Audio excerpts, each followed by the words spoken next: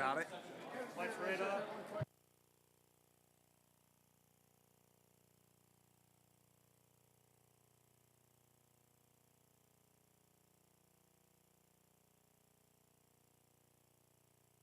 In the last Saturday as well. Lights up red.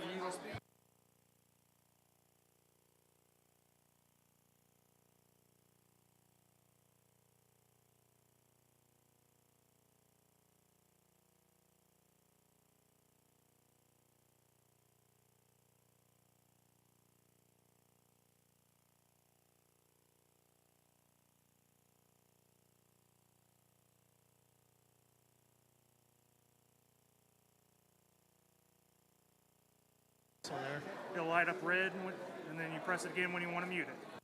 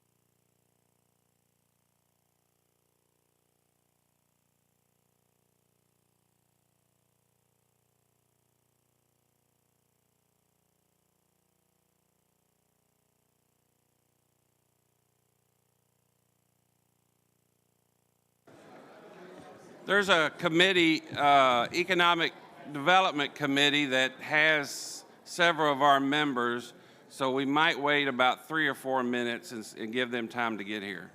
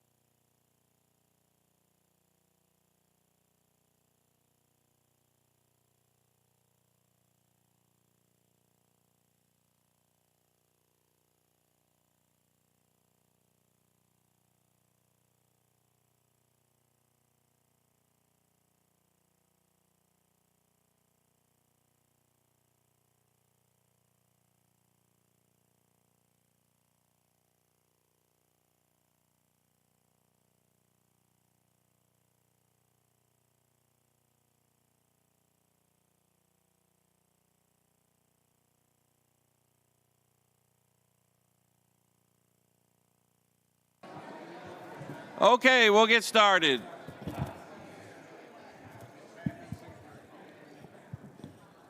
This is the third meeting of the Interim Joint Committee meeting on state government, and it is called to order.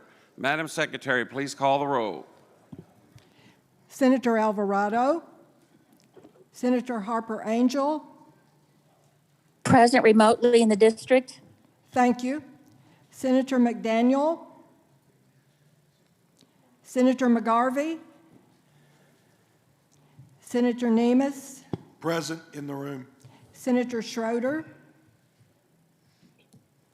Senator Southworth, Present remotely. thank you. Senator Storm, Senator Thayer, Here in the room. Senator Wheeler, Representative Blanton, Representative Bowling, Representative Cantrell, Representative Decker, Representative Duplessis, Representative Fisher, Here in the room. Representative Flood, Representative Gooch, Here in the room. Representative Graham, Here in the 57th District. thank you. Representative Heath, Here in the room. Representative Heverin, Representative Imes, Here in the room. Representative Johnson, Representative Cook, Representative Derek Lewis, Present remotely from the 90th District. thank you. Representative Scott Lewis, Present remotely from the 14th District. thank you. Representative Maddox, Present in person. Representative Meeks, Representative Mentor, Present from the 20th District. thank you. Representative Moser, Representative Nemes, Here in the room. Representative Scott, Representative Smith, Representative Stevenson, Representative Tate, Representative Tipton, Present in the room. Representative Upchurch, Present in the room. Representative Weber, Representative Wheatley, Here in the room. Senator Mills, Representative Bratcher, Here. and Representative Miller. Here in the room. Chairman. Before we get started, we have some grave news, and I'm going to pass it over to one of our state reps that served in the Marine Corps, Representative Cook. Thanks, Mr. Chairman. I know everybody's been up here at the State Fair enjoying themselves. I don't know if anybody's caught the news. There's been a series of explosions at the Kabul International, the Hamid Karzai airfield, as they're going through evacuations right now. Been at least 10 United States Marines and soldiers that we know of have been killed. When you have boots on the ground and you're a Marine, you're a soldier out there, politics don't matter, and you don't think about it. You're there, you do your job, and you do it to the best of your ability. I want everybody to keep their family in their prayers, keep their fellow Marines, keep those fellow soldiers, keeping them focused, and everybody just say a prayer for them and think about them and give them hell, boys.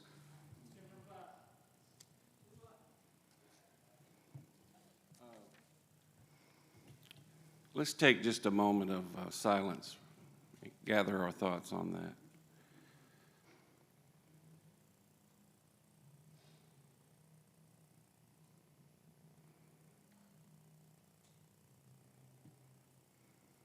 Okay. Some more somber news is I'll pass it over to the co-chair, Representative Miller. Thank you, Mr. Chairman. Last week, we lost a wonderful public servant, Brent Yance, who served in the House 1997 to 2006 from Greenville. Brent was my predecessor as chairman of House State Government Committee. And in addition to be a strong committee chair, he was an unabashed peacock of the House. His sports coats were wildly colorful. My gold sport coat and Chairman Bratcher's light blue are in his honor, but they wouldn't have been bold enough for Brent. He was chair when I passed my first two bills, both retirement measures at the time. I did not understand how much he went to bat for me for a freshman in the minority. And Brent always was a good mentor to me in those days. And I ask for a moment of silence in memory of Representative Brent Yance.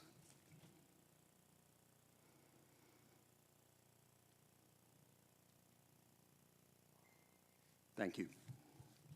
Thank you. We have some people, we'll continue the roll if you want to, Miss Peggy. Robbie Mills and D.J. Johnson just walked in. Representative Blanton and Senator McDaniel are present remotely.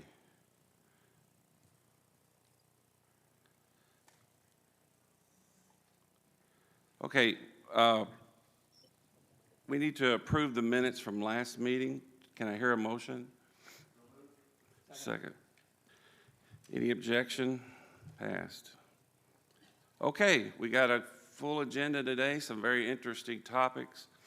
And we will bring up right now, we'll bring up Representative Branscombe, Decker, and Tipton to talk about House Bill 574, our elections bill.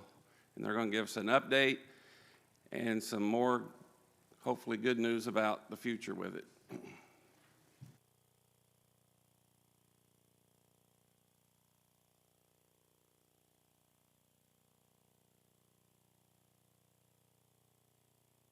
You have to hit below the green button, make sure the red light is on. For the record, There you go. my name is Jennifer Henson Decker. I'm State Representative from District 58. Thank you all for having us here today to talk about House Bill 574 during the period in which it's being looked at and implemented.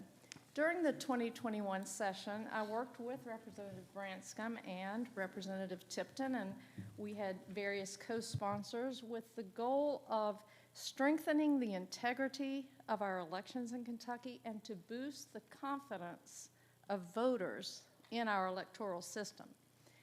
Representative Branscombe today is going to describe where we plan to go from here in monitoring the implementation of this bill, but we already know that we intend to offer a bill that will prohibit Kentucky's voting systems from being connected to the internet or any other external networks.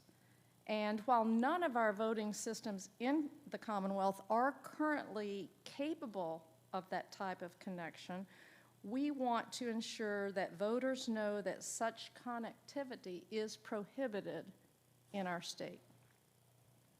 Thank you. For the record, State Representative Josh Branscombe, 83rd District. Thank you, Co-Chair Bratcher, and thank you to all the committee members. We appreciate the opportunity to be here with you today to provide an update on House Bill 574 and its current implementation. As you recall, and as Representative Decker just alluded to, House Bill 574 last year was probably the most comprehensive piece of election reform that we've had in quite some time, and I was pleased to work alongside Representative Decker, Representative Tipton in helping with that legislation, along with our election professionals with the State Board of Election, our county clerks from across the state, as well as our Secretary of State and his staff.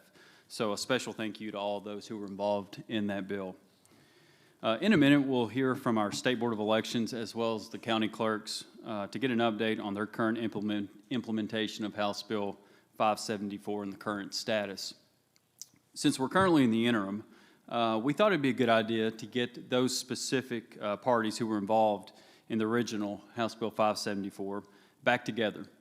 You know, since the bill is passed and now everyone's focusing on implementation, we wanted to bring them back together to see if there's some things that maybe we need to clean up, to clarify, was there anything missed or that needed to potentially be addressed. So last week we had our first meeting to really just talk about where is everyone at with implementation and to start thinking about, are there things we need to look at from a legislative standpoint with regards to House Bill 574. At this meeting was Representative Decker, Tipton, myself, State Board of Elections, our County Clerks Association, who are going to be here today that you'll be hearing from, and our Secretary of State and his staff as well. Had a very good meeting, a lot of good conversation. For the most part, we kept it kind of at a 30,000-foot view. We didn't get too deep into the weeds, but like I said, it was just our first meeting, and we tried to get everyone around the table. But the important thing is that we put it on everybody's radar to be thinking through implementation and to let us know if there's some things or some items that need to be addressed or possibly cleaned up from last year's bill.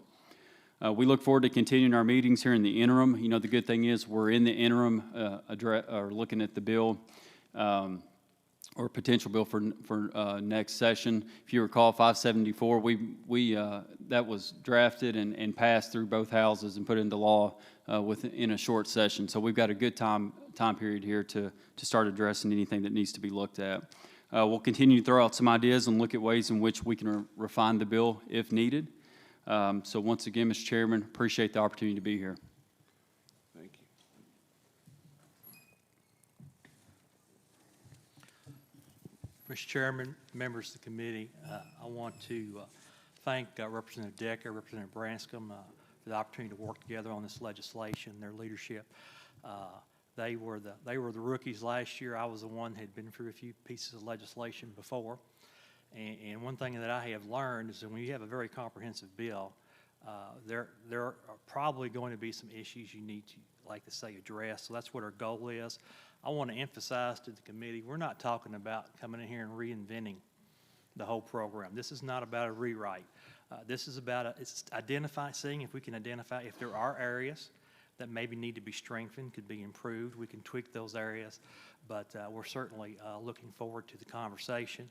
And I think that our fellow presenters today will have an interesting perspective because they're the ones that are actually dealing with our elections day to day. So I appreciate the opportunity to continue this work. Well, you guys did a great job.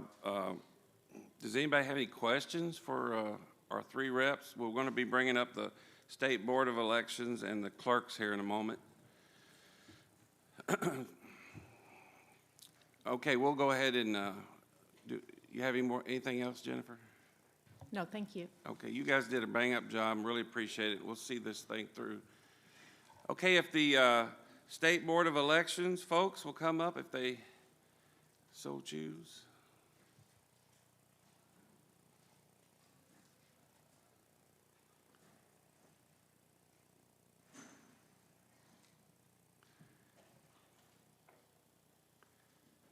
Appreciate you guys coming and giving us your thoughts and ideas going forward. Just state your name and then and title and whatnot, and go ahead and start.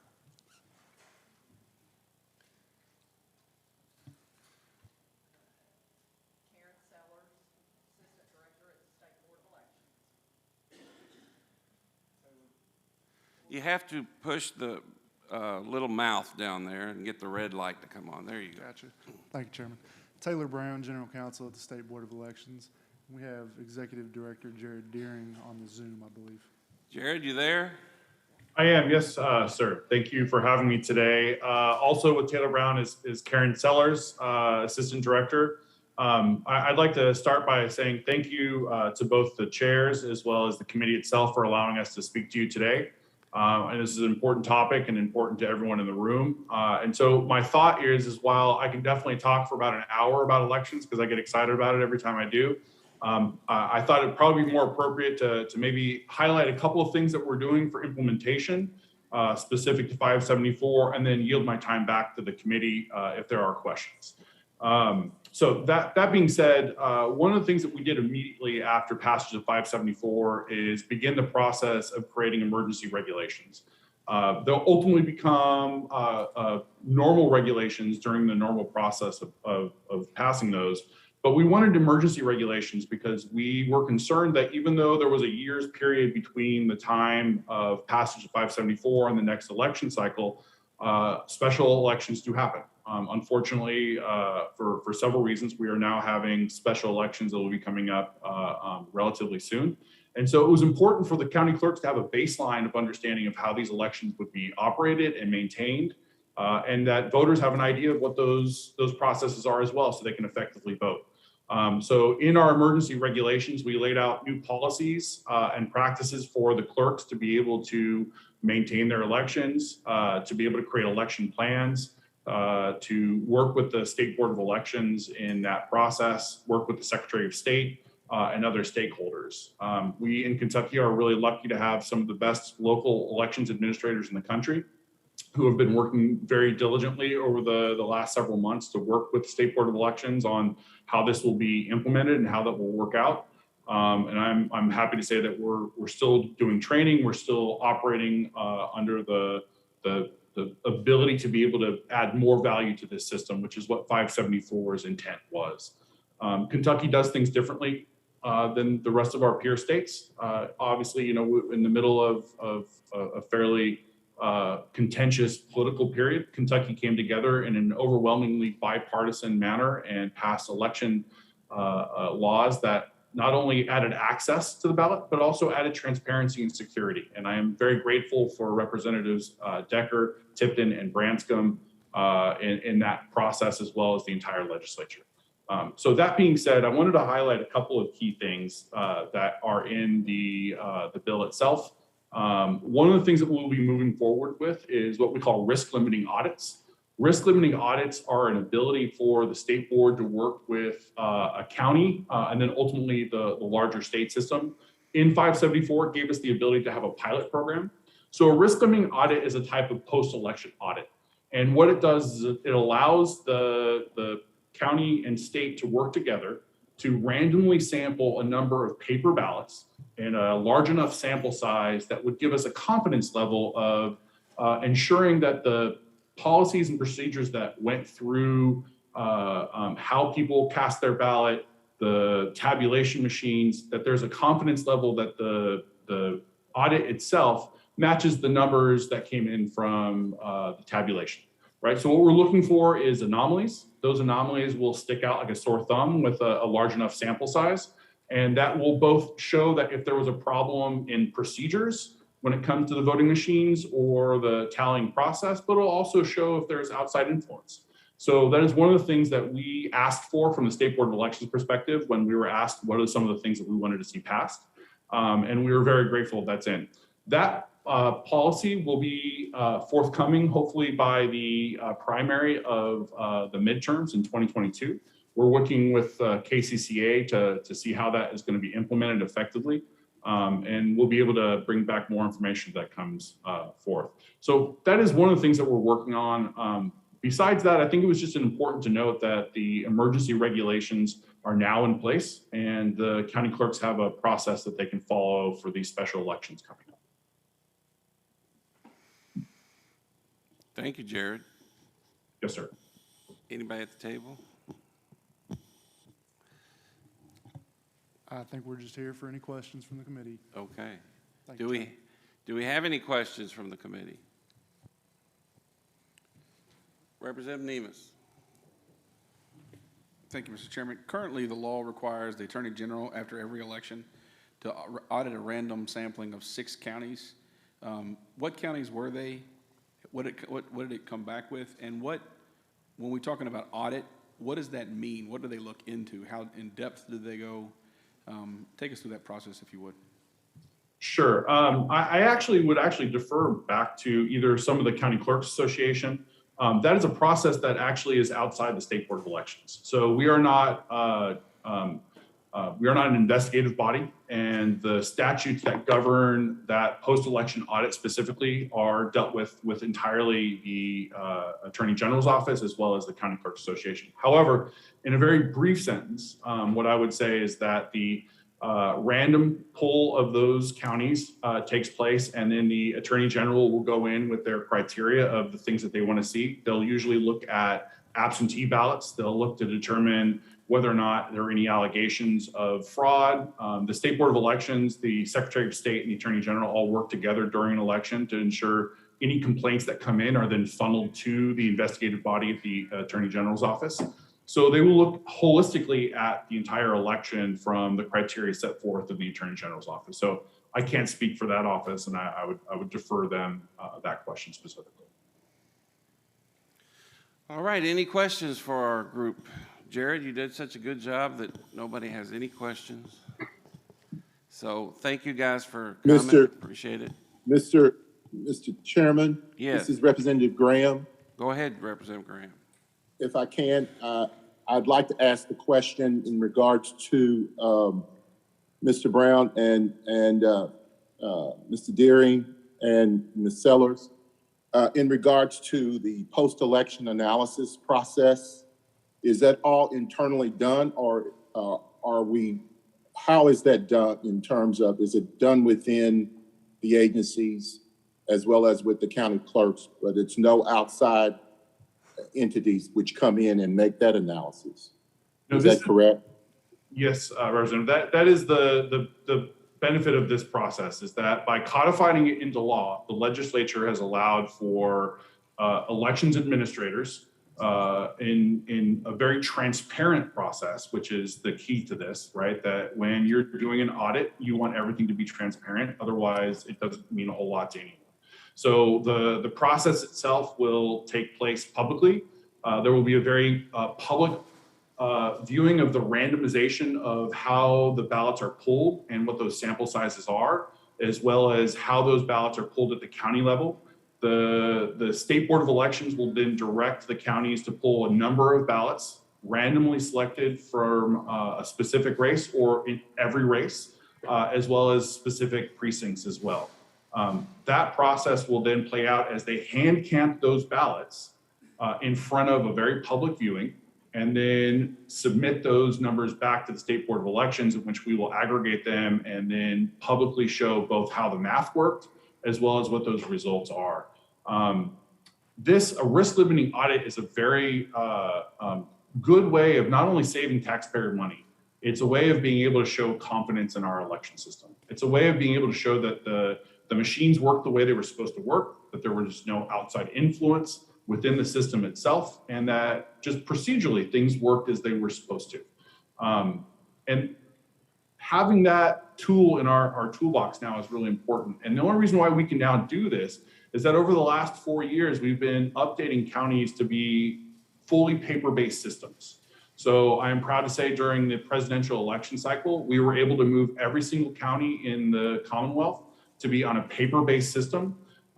We still have ballot marking devices, which are an important part of the process to ensure that our voters with disabilities, our senior voters, have the ability to cast a ballot effectively as well.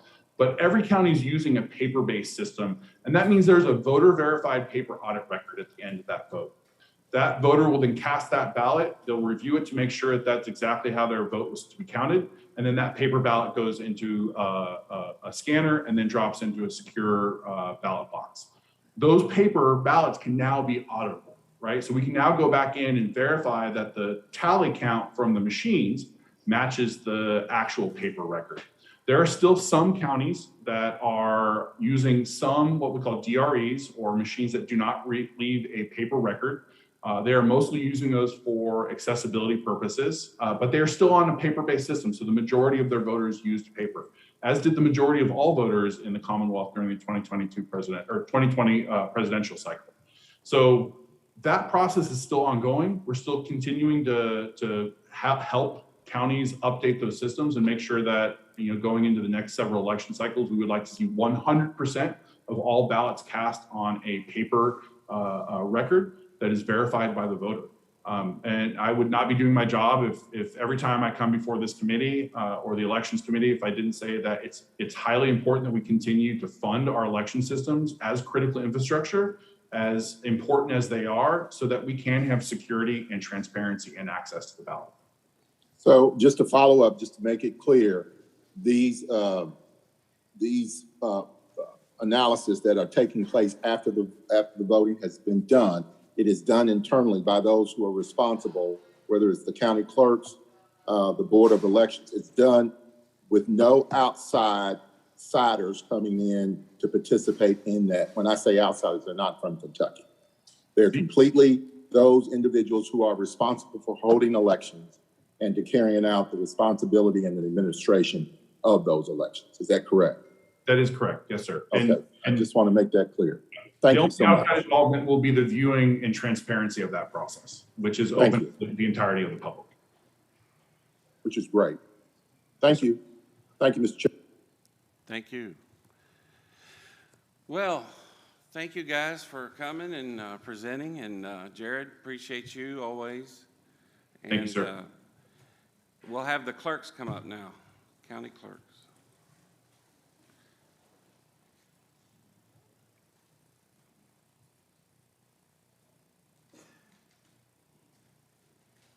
Mr. Chairman, I'll stay on Zoom in case there are any further questions or need. Thank you. All right. Mr. Cockrell, I guess you'll start. Good afternoon. Thank you all for having us here today. My name is Chris Cockrell, Montgomery County Clerk and current County Clerks Association President.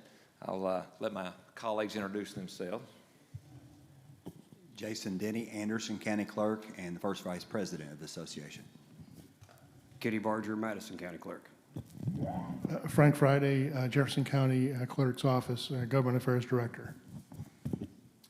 And we just want to kind of give you all an update as far as what it looks like on the county clerk's level. I liken House Bill 574 to a building of a house. We've got the structure in place, the roof on, and now we're at the stage where you would think that drywall would be going up. So with that analogy, that's what we're doing right now. We're starting to learn how to play with the new rules that we're to go by. A lot of clerks right now are working with their school boards because of the vote center capability that we're allowed to now. Early voting coming in, we need locations and we need space. So a lot of clerks are working hand in hand with a lot of local government entities to find space for that. Along with that, we're working as far as early voting goes. We have to get staffing prepared for that. And so, yeah, that we're at the point now where we're starting to see this form together. Great, thank you. Continue, anybody? Yeah. We're all just still learning, reading, and understanding. As you know, with any bill, there are things in it that some people maybe not caught or didn't understand, and we're learning, educating, getting definition of things, and the preparation.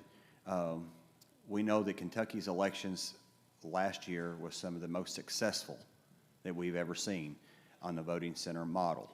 And we want to build on that. We want to keep that success high. We saw something that none of us a year earlier thought was even possible. And with the work from the legislature, both parties coming together to give us bipartisan support, we'll be able to do that and keep the integrity of the voting process and keep voter turnout high. And I think that's what we all want, and we saw that was the case. You know, and I think that's great for you to say that. That the bailiwick of elections is so unique in our typical operations in the legislature, and that my point of view is if you don't have both parties involved, then it just doesn't, you know, you've got to have buy-in. I'm not saying 100%, but it's so much better, and we did do that. Representative Wheatley worked with Representative Tipton and Decker and Branscombe, and that was great, and we appreciate that. And it was just great to have bipartisanship. We don't have to have it on everything in Frankfort, but we should have it on elections, in my opinion. Sorry to interrupt. I would add to that it really was something different that we've never seen before. And this was, House Bill 574 was generated from our constituents.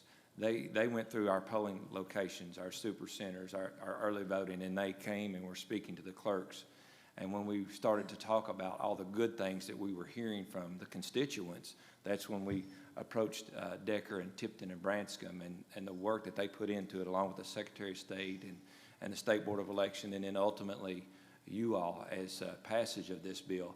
It was a beautiful piece of legislation, and now it's just kind of polishing it up with a cleanup. So. Yeah, I'd like to just completely echo everything they just said and thank all of you that were involved, especially the three that really carried the bill and your committee for presenting in the House. Whenever you can do something, whether in government or industry or anywhere else, that makes things more convenient easier for the customer and it saves money, it just makes sense to do it. And that's what this bill did with the vote centers. It's going to allow us to reduce the number of precinct officers we're required to have, which is one of our main problems in Kentucky and across the nation right now is recruiting precinct officers. And it's also because we don't have to have so many, we don't have to pay so many. So it's a cost savings on top of that. And I wanted to echo something that Representative Decker said. In the state of in Kentucky, and I want to make sure this gets out to the world, our equipment is not hooked to the internet. Please pass that along to anybody that's confused about it. And thankfully, in this, what we do with this next piece of legislation, we'll codify that in law. It's in reg now, but we will codify that in law. No county clerk anywhere in the United States that I can imagine wants their piece of equipment hacked. Nobody wants to look foolish on television, and everybody wants to do a good job. And I think that's what we've proven here with this piece of legislation that we've passed. Great. Senator Thayer, do you want to hear Frank Friday first, or do you have a question now? Frank Friday first. Okay. All right.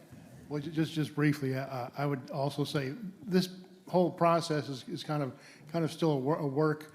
It'll be very fascinating to see how things go in the primary and this next general election, how it operates. I think in most states where you have even a little bit of early voting, no excuse needed early voting, you have a big decrease in people vote on election day. And our plan in Jefferson County is, as much as possible, we want to keep election day normal. We have about 200 locations for voting in Jefferson County. On election days, we want to make that the primary goal, so we're up and ready and staffed. So your normal voting place in your neighborhood is going to be available, but these other voting centers during the days before, and then on election day will also be an option for people. Great. Leader Thayer. Thank you, Mr. Chairman. Appreciate this being on the agenda. I worked with Representative Decker and carried the bill in the Senate and urged bipartisan support for it. I'm hearing talk of changes to House Bill 574, and as someone who reluctantly embraced some of the reforms that were in the bill, I want to caution that if you're going to come with a cleanup, just make it a cleanup bill. Don't try any more policy changes, especially any more days of early voting, because I will oppose them vehemently. I reluctantly agreed to 3 days of early voting, which is about 2 days too many for my liking. I think we should have respected the sanctity of Election Day on Tuesday. But I understand the times they are changing, and a lot of folks have a hard time voting.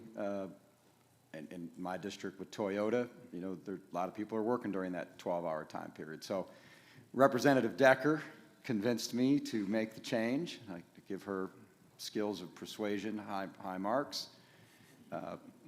But I would just caution you that don't come with any more big policy changes on elections for a while, because I'm not going to be for it. Thank you.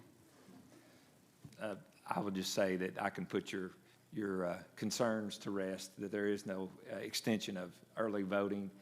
It's just a few things that we have seen as far as there's a gap in time between the end of mail-in ballot and the beginning of early voting, that there's a dead period there that may be a problem for the constituents of our state, and that would be something that we need to address, along with potentially some precinct reporting issues that just need to be looked at. But they're very small, and it is cleanup, nothing major. Great.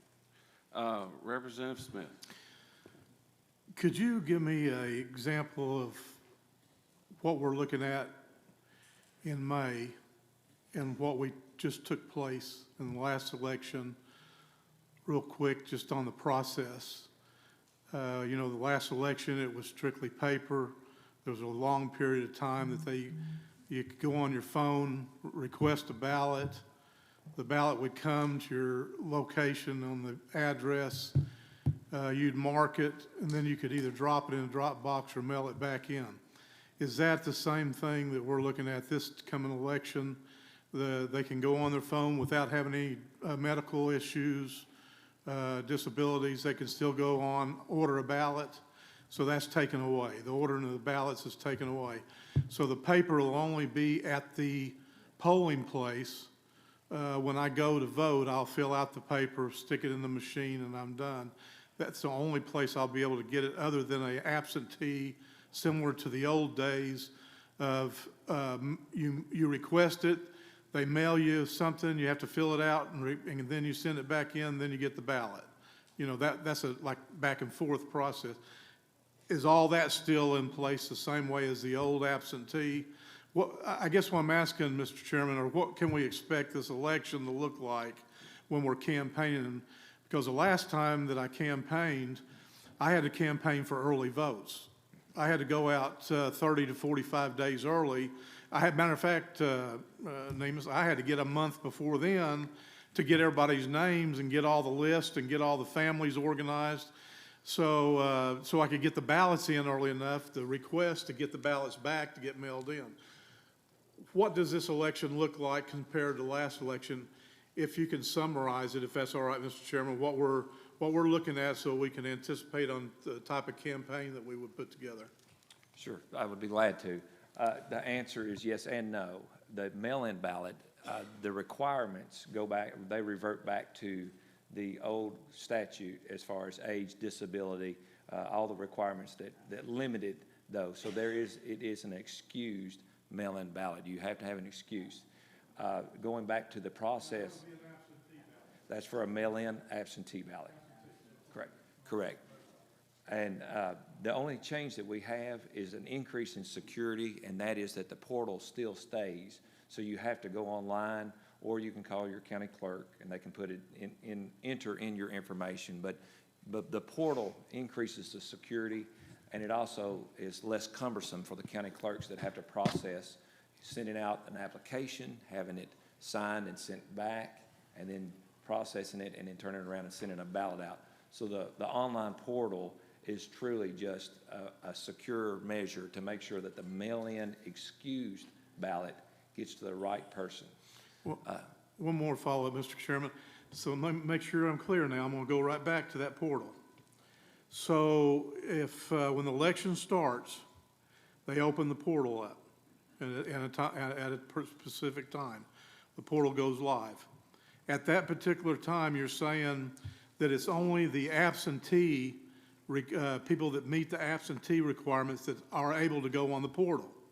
So if I go out and I electioneer and I gather 200 or 300 people and tell them that they can't be there on election day, does that mean, do we go back to those old requirements? They put on there and say, yes, I'm going to be out of town, or I don't feel good, I'm going to be sick during that time. So you're saying all we do is go on to portal the same way we did the last time and encourage them to request a ballot. Am I correct? Is that a process? That is a process, but it's a Class D felony to lie on that application. Okay, so if they're lying by saying they're not able to get to the polls, that's what you're saying. If that has to be the requirement, that they physically can't go to the poll to vote that day. And there's a 3-day window to do that. There's 3-day early voting plus election day for in-person voting. Okay. And the absentee is what, 60, 30? 40. 45? I almost got close, it hit the 20. Okay. I just want to make sure that I was clear on so we're going back to the absentee, the old requirements on the portal. Correct. So that's not used for filling out, for clerks to mail out ballots to vote on. I just want to make sure that I'm clear with that. I'm correct. We would still mail the ballots out from our county clerk's offices. The application process is the same as that piece of paper that they would normally come in and sign and attested to. It is as secure, if not more secure, on the backside. The mailing out of the ballots is the same process as we've had in the past, and all the requirements are the same. These are really actually great questions, and this helps alleviate a lot of the misinformation out there. Because the portal is online, the State Board of Election can track an IP address. So if you have someone sitting in a room that's just processing these applications or requests for ballots, that's going to raise red flags at the State Board of Election, and then obviously that would be prosecuted under law. But really good questions. Yes, go ahead. One thing that's going to interest you guys that are in the legislature that run multiple counties. In the past, there was no requirement for the maximum number of days to have, it's mailed by absentee mail voting. That's what you're talking about. It's for illness, age, third trimester of pregnancy. There are several reasons, but it has to be one of those. Being out of town is not one of those where you can vote by mail. You must vote in person or early if you're going to be out of town. But something that interests you all is, so there was a minimum number of days, but not a maximum. So you could have an opponent, you have 2 counties in your district. Opponent A lives in this county, they vote for 60 days in this county. Opponent B, you, live in the other county, they only vote for 45. That was all over the state. It was not standardized in any way. So it could be construed as being unfair to whichever candidate didn't live in that home county that had more days of absentee voting. So this has eliminated that and narrowed that down. Senator Thayer. Thank you, Mr. Chairman. Yes, I shared Representative Smith's concern with the way the last election was run, and I know everybody just loves it because I think it was the most successful election we've ever had, but it was also the longest election cycle we've ever had. And I don't think our constituents really liked having people go door to door, 3 months earlier than usual, and yard signs and road signs going up.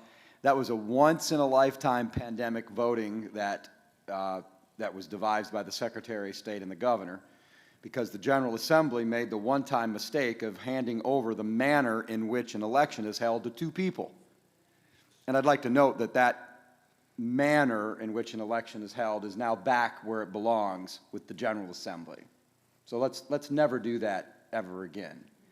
The manner of an election is to be decided by the General Assembly, not 2 people who got together in a room in the executive branch. So we've got 3 days of early voting instead of 3 weeks, Representative Smith. So we should have more compressed election cycles, and I think people will enjoy that. But I just want to comment a little bit on the nomenclature over here. You were talking about mail-in voting. Let's not call it that. It's what you were talking about with Representative Smith is absentee voting. Mail-in voting has a negative connotation because of what may or may not have happened in 6 states not named Kentucky: Arizona, Georgia, Michigan, Pennsylvania, to name a couple. So yes, absentee ballots can be mailed in. They can also be dropped off in a receptacle at the courthouse. So I just want to make sure before we get into this new law, we don't call it mail-in voting. It's absentee voting. I think that's really critical, or else you're going to start getting people really fired up. And last time I looked, they got plenty of other things to be fired up about right now. Thank you, Mr. Chairman. Representative Nemus, and then Representative Stevenson, and then we'll wrap up. Thank you, Mr. Chairman. I agree with a lot of what Senator Thayer said and what you yourself, Mr. Chairman, said earlier on. The integrity of our elections is as important as, but no more important than the perception of integrity of our elections. We have to have both of those things, and I think we lack sometimes the perception of integrity, whether it's on the right or the left. We have some people thinking that Trump didn't win the first time. We have some people thinking that Trump did win the second time. The governor of Georgia, the lady who lost, Stacey Abrams, goes around saying she won the election. She still has not conceded. So this is not a right or left issue. This is a citizens issue. We need to have integrity in our elections, and as importantly, we need to perceive those elections to have integrity. I am very happy that our county clerks are here. I trust our county clerks, Julie Barr in Oldham County and Bobby Hosclaw in Jefferson County. There's no better clerks than those 2. They run honest elections, I believe. I believe in our elections. I've talked to a lot of constituents who are acting in good faith who do not trust our elections. And so I have 2 questions that I promised to ask on behalf of some of my constituents who I've spoken with. Good people, good Americans who want the right things to happen and they want to be able to trust the elections. The first question is, there's an organization that's identified counties throughout the country where there's been some anomalies. 24 counties in Kentucky have been identified as having potential anomalies. I've looked into Jefferson and I've looked into Oldham, at least my areas, and I believe those anomalies are explained But my question to you is the same that I asked to the Board of Elections, and that is, what does the post-election audit look like? I know Anderson County was one of the 6, I'm informed after I asked the question. What does it look like, and is it as beefy, as strong as it ought to be? That's question number 1. I actually have not gone through an audit, so I will defer that to Jason Denny, who has. Thank you. Anytime an audit is mentioned, if you are the clerk, you don't need to be too passive about it. You need to understand how important that audit is. We are audited numerous times a year on our finances, on our decals, on our plates, et cetera, through the year, and through a strict audit from the auditor's office. When the Attorney General's office walks in your office, I breathe a whole lot harder. My heart pumps a whole lot more. I have total confidence. Actually, this year, we had the highest turnout of any county in the state. And when we were chosen, I went, yes, because that would show the public that our elections were true and accurate. I can't speak for every county. I can't speak for other states. But I know the processes in these other counties are just like ours in Anderson County. They go in and they check the accuracy test. That's where the machines have been tested in front of an accuracy board. Sample ballots of each style are run through those machines. There's a test deck run to be sure every candidate, every question has counted, and when it goes through that machine, it's scanned, and that race gets that marking gets identified by that end of that paper tape at the end of the night. We have to sign off on that. They look at that accuracy test. We also, the county boards of elections, have to certify those machines as well. From those accuracy, we have to sign, look, compare seal numbers, zero tapes to be sure there were no votes on that machine when it went out, etc. Those are looked by these auditors. They look at our recap sheet, which is our grand totals. They look at our 49 form, which we have to send in to certify the results of a race. Races are unofficial election night. They're unofficial when they are reported by the news media. Even our local newspaper, I require him, you have to put unofficial when you print that and it comes out on Wednesday morning, because it is not unofficial until we handwrite those results of every race on that form, and all 4 board members have to sign off that and mail it to Frankfurt. So when we say, the votes are submitted electronically, that's kind of not a true statement. The unofficial result is, but everything is still done so the auditor's office looks at all of those forms to be sure they're signed correctly, that they were sent in on a timely manner. It's as detailed audit as the auditor's office does when they come in and audit on the money side of the question. And one thing I also want to reiterate, each county clerk and board of elections has to submit a report to the grand jury every election. And most of us go testify ourselves. And if there's anything that makes me feel not warm and fuzzy, I'm going to mention it right then and there. They look at every voter absentee application for a ballot. They look at those. So if there is doubt at the polls on election day that somebody lied on an oath of voter card or voter assistance form, they have the access to look at those, and they have jurisdiction to investigate if there's any doubt of fraud. And the last thing I want to do is go down as a county clerk that didn't report that. So I'm going to report, and that's the things we do. So the audit, the grand jury, and the paper report. Mr. Chairman, can I ask a follow-up question? Yes. So Senator Julie Rocky Adams and I, on behalf of our constituents, have written a letter to the Attorney General asking for random audits of the six of the 24 counties that have been identified. And so I hope that process goes forward. Anderson County was not one of those 24 counties, so we've sent that earlier this week. The second question I have, I'm asking on behalf of a constituent, and please know, I want to stay up front. I believe that the election in 2019 the result was what the voters put in the ballot box. I think Governor Beshear won. But I have this question, and that's this. a lot of Kentuckians watched on, I don't know if it was CNN or MSNBC or Fox News, saw the numbers transpose or change right in front of our eyes. And so could you explain to me how that would happen? My understanding, I don't want to tell you my understanding. Do we know what happened? Has it been looked into? And if not, who can we contact to make sure that we have the facts for our people to know that that election, for them to believe that that election is, as I believe, and it was legitimate? Thank you, Mr. Chairman. That was a widely spread video, and obviously a lot of people have seen that and raised a lot of questions, including myself. But when it comes down to it, we are reporting these numbers, and the news media is putting it online. And to the best of my knowledge, it was just an actual keying in stroke that one went up and one went down, and it was corrected while it was on a live feed. So, but once again, these numbers are not certified until it goes before the State Board of Election, and that's done days after. So even though they're seeing these numbers and the reporting of the election night results, those are unofficial results until they're certified. So that video showed, as the media took hold of the numbers that they were receiving, that was just a correction during the live feed. It caused a lot of doubt in our elections, and unfortunately, it was one of our Kentucky races. I will tell you this, that I don't know of one clerk in the state that wouldn't want an audit. Our names are on the line as well. Our integrity is on the line as well, more so than anyone on the ballot. And we take extreme pride in what we do, and I think with House Bill 574, takes the security of Kentucky elections a step further. Thank you, Mr. Chairman. Guys, one thing. Mr. Chairman, I wonder if I might answer that as well. Go ahead.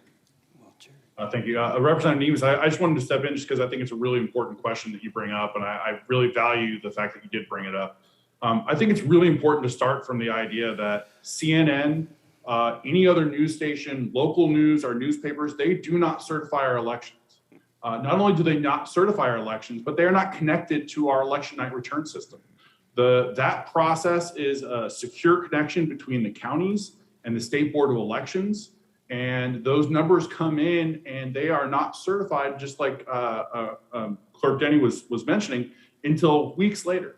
What's important about that is, similar to what Clerk Cockrell was mentioning, is that what happens on election night is the AP, Edmonds, a lot of other news agencies will have what they call stringers in the state. They literally have people that are going from precinct to precinct and from county to county and pulling those election results on their own. What we do in Kentucky that is a safety control about how our election results come in is that at every precinct, those election tapes from the machines actually have to be posted on the window of the precinct. They are signed by the poll workers that night before they close the polling location down. And a second tape that is also signed by the poll workers goes to the county clerk's office. So there is a process here where the news organizations are pulling data from different sources. They're pulling it from the clerk's offices, from precinct tapes. They're pulling it from the State Board of Elections election night return system. But they're doing that in a way where they have to hand enter those into their own system. And so what we saw on CNN that night is, and I've called and verified this, is that they've had an individual in their back room in their election results side typing in what the election results are in each precinct in each state, and they fat fingered it in. And unfortunately, a news site that, you know, not everyone watches, but a news organization that people have now watched on YouTube and seen this, and they take this misinformation as a fact that somehow CNN counts our ballots. They do not. They have nothing to do with that process. And it's important to know that from a security standpoint, from a process standpoint, and know that our election results are tallied by poll workers, by the county clerks, the county boards of elections, and the State Board of Elections, and they are also submitted to the Secretary of State. So there is a group of control that people have to work together, and these results come through that process, and it's a very articulated process. So CNN has nothing to do with that, but unfortunately that message got out and it has flurried as misinformation. Okay, one more comment, and then we're going to get Representative Stevenson's question answered, then we're going to have to wrap up. Representative Nemus, I appreciate you bringing up what your constituents are asking you, because it's, everybody needs a better understanding of what we do and the process we go through. Because before now, you couldn't talk to anybody about elections. Nobody was interested at all. So I think it's a good thing in a way that people are more interested now. But just like, I want to reiterate what Jared said, CNN is not connected to anything in the state of Kentucky. There are people in my courtroom on election night getting totals off the board and calling on a cell phone and telling someone else, and they're compiling those results, and who knows how they're getting the math right. And then it's going to the media. The media is there to sell ads. So they want to get the results out first. They don't care if they're accurate. They want them out first. They want people to watch their programs. And we want accurate results. And there's a lot of pressure on election night for us to get those results out as quickly as possible. We do everything we can because we know people want to know. But like's been said already, those are completely unofficial until they're certified by the State Board of Elections the week later, and on Thursday by the local Board of Elections. Yeah, the media, I mean, good. I had an election one time where I was, my opponent had like 3,000 votes, and I had 88 votes, and it was stuck there all night long. And everybody's like, man, you got creamed. Like, obviously there was something going on there. Didn't find out the true score until the morning. So, I mean, if you're going to rely on media or whatnot, it's a big operation and things happen. And the official account where people are putting their name on the line is what is important. Representative Stevenson. Thank you, Chairman. I'd like to thank you, gentlemen, for the work that you did at the beginning of a pandemic when we knew nothing about the causes and what was going to happen.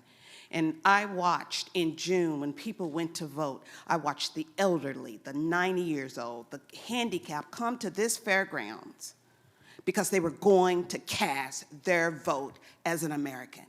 So we, my friends, can't forget that these laws are not about us campaigning easier. These laws are about making sure that this democracy is available to all who are legally certified to vote. So thank you for doing that. Good point. Okay, thanks, gentlemen. Appreciate it. Great discussions today. We'll have more on this. Stay tuned. Okay, Representative Luckett and your group will come forward.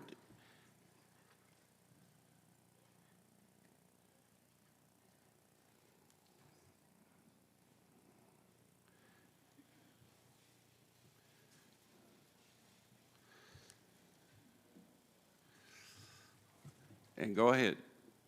Introduce yourself and then start.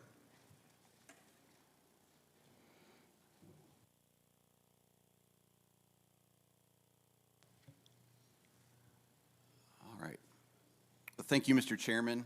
My name is Matt Lockett. I am the state representative for the 39th District. And I want to first start off and apologize that if I do get up and leave, I've got to get on the road to Paducah to a funeral, I'm sorry, for my aunt. So I will be doing that shortly.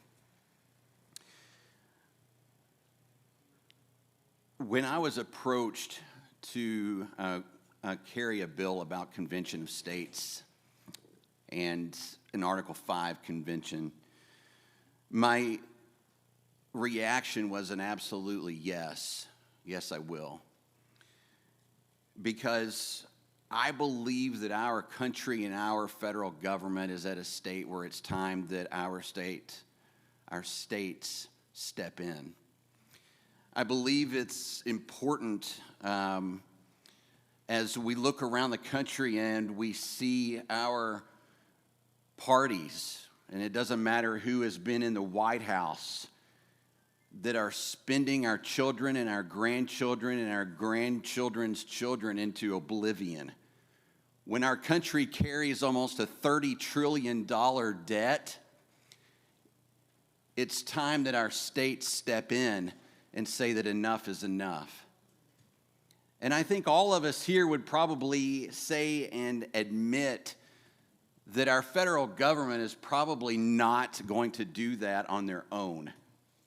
And I believe that we've shown that when they have acted in such an irresponsible manner as to almost feel like they have a blank checkbook with our taxpayer dollars.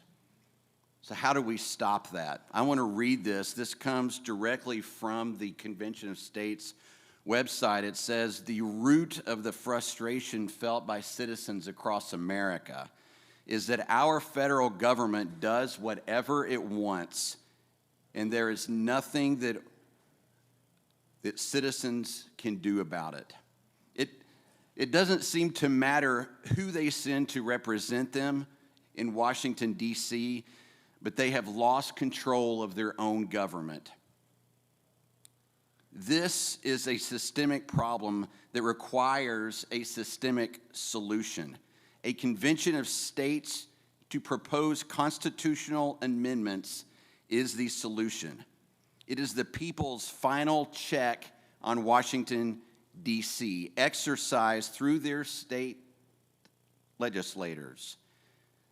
The ingenious plan of the founders to make the state legislators' ambitions counteract the federal officials' ambitions for the good of the people. The Convention of States Project's resolution seeks to do this by using the tool given to the states in Article 5 of the United States Constitution. It calls for an Article 5 convention to propose amendments that, quote, impose fiscal restraints on the federal government and to limit the power and jurisdiction of the federal government and to limit the terms of office for its officials and for members of Congress. I want to introduce two people to you this afternoon that will go into much greater detail about what this Article 5 convention is, and I believe that will answer a lot of your questions that I've also encountered. First up will be Mary Jo Wedding, who is the Kentucky State Director for the Convention of States Action, and then after Ms. Wedding will be Mark Meckler, who is the President of the Convention of States Action. Ms. Wedding. Thanks, Mark. Let me move this around in front of me because I'm not really technologically inclined here. So, Chairman and honorable members of the State Government Committee, I want to thank you all for allowing me to represent our volunteers throughout the state here today to talk to you about not only Article 5, but also the Convention of States Action Project. Now, my name again is Mary Jo Wedding. I am a lifelong Northern Kentucky resident. I've lived here my entire life, actually right across the river from Cincinnati in Senator Schroeder's district. And it's important here today that I'm coming to you as a concerned citizen about the condition of our constitutional republic. But most important, it's not really who I am or where I come from, it's the people that are sitting behind me. It's the 35,000 petition signers. Now I know you guys say, oh, I get these emails and I don't pay any attention because they're canned emails. Well, they may be canned emails to you guys, but let me tell you what happens when a citizen signs a petition. The first thing is we take it manually if they don't do it online. Secondly, we have a team of volunteers that actually physically calls that petition signer. They call them, they thank them for signing the petition, and then they ask them, do you have any questions? Do you understand what Article 5 is? Do you understand what we're trying to do? If they don't answer the phone and we have to leave them a voicemail, we leave them that message. We also send them a text message, and we send them another email. Because those petition signers and those emails that always are discarded, I know, I understand, you get tons of emails, I get it. They're real people. They're real people and real voters. This room today is filled with convention estates, and I didn't pay these people to come. I did give them a t-shirt to wear, all right? So I appreciate them coming out, but these people are the voters. These are the individuals that need to know that you are supporting their choices and making sure that when you take that oath to defend the Constitution, you're actually defending their liberties. Again, I said there's 35,000 petition signers, but that's not all of the volunteers. Those are just the ones that will sign the petition. There's some conservatives that won't sign a petition. They won't put their name on the dotted line, but they're here and they support Article 5. It is within your constitutional duty to call an Article 5. It's in the Constitution. You took the oath. It is part of your state legislators' responsibility to not only call a convention, but to assign and make sure they get the focus to those legislators they're going to send to that convention to represent the state and the constitutional questions and issues that the people behind me are here. So I'm not going to get into the details or the he said or she said. I'm going to let Mark do that. But the one Okay, thing let's go ahead, Mark. Sorry, but wait a minute, Kevin. Hold on a second. Real quick. This is the Constitution that you guys all have on your desk, right? This is the Constitution that we live under today. These are Supreme Court rulings. We need to get back to this, because if we continue this, we have no republic. Thank you. Now we can go. Well, what's the title of that book, real quick? This is the Constitution annotated. Annotated. Yes. And it comes from, Brett would have to tell you. Well, Mark, you can tell me where it comes from. The floor is yours, Mark. Thank you, Mr. Chairman, members of the committee. By the way, the title, unbelievably, because I got one of those by mistake originally, it just says on the spine, the Constitution of the United States of America, Centennial Edition. And that's actually really important because I hear people say all the time, well, Mark, why do we need to amend the Constitution? I mean, after all, this document is beautiful, succinct. It says what we know it says. We all understand what it says. Why do we need to amend it? And the answer is because this is not the Constitution under which we live. The federal government deems that to be the United States Constitution. You call the government publishing office today. You could order one. When I did it, it was about $130. It's a little bit ironic. Today, they say they don't have the money to publish those anymore, so you can't order those from the federal government anymore. Yeah, and that wasn't in the $1 trillion bill that they just passed. I want to back up a little bit, and again, thank you for letting me be here. It's an honor to be with you guys. In my opinion, having traveled all over the country, been in 48 states, been in the legislatures in most of those, this is where America actually works. When you look at Washington, D.C. and what goes on, when we watch television, whatever media outlet you happen to watch, what we see is the brokenness and the dysfunction of the United States of America. I have the honor and privilege of traveling around and testifying in state legislatures all over the country, and thank God for you, for men and women like you that are willing to serve and do what the founders intended us to do. And one of the things that they intended us to do and you to do specifically was to stand in the breach when the federal government got out of control. Regardless of which party we're a member of, the statistics are astounding. 72% of all Americans feel that the federal government is too big and does too much. It's just involved in too much of our business. We might have partisan differences about what they should or should not be involved in, but the vast majority of the American people are disgusted, dissatisfied, disenchanted with the federal government. And as the representative said, we believe we can't do anything about it. But we were given this power in Article 5. It was given to us literally 2 days before the end of convention in 1787. Colonel George Mason stood and he addressed the men assembled. This is September 15th, 2 days before the end of convention, and he said, we have a terrible problem. We've given the power to Congress to propose amendments should they deem them necessary, but not to the people acting through the states. And then he asked, are we so naive that we believe that the federal government, that's a tyranny, will ever propose amendments to restrain its own tyranny? I'm guessing they laughed. You know, we don't have video, but we do have Madison's notes. They say NINCOM. Not one person even commented. There was no debate. It was unanimously put in the Constitution to give you this power. The power to step into the breach, to step into the line of fire, and to stop a runaway federal government. Why you? Well, of everybody they could have given this power to, only you have the power to call a convention, to propose amendments, and then to ratify those amendments, thereby changing the structure of our actual Constitution. Why you, of all people? And the answer, actually, if you think about it, is obvious, because the founders were you.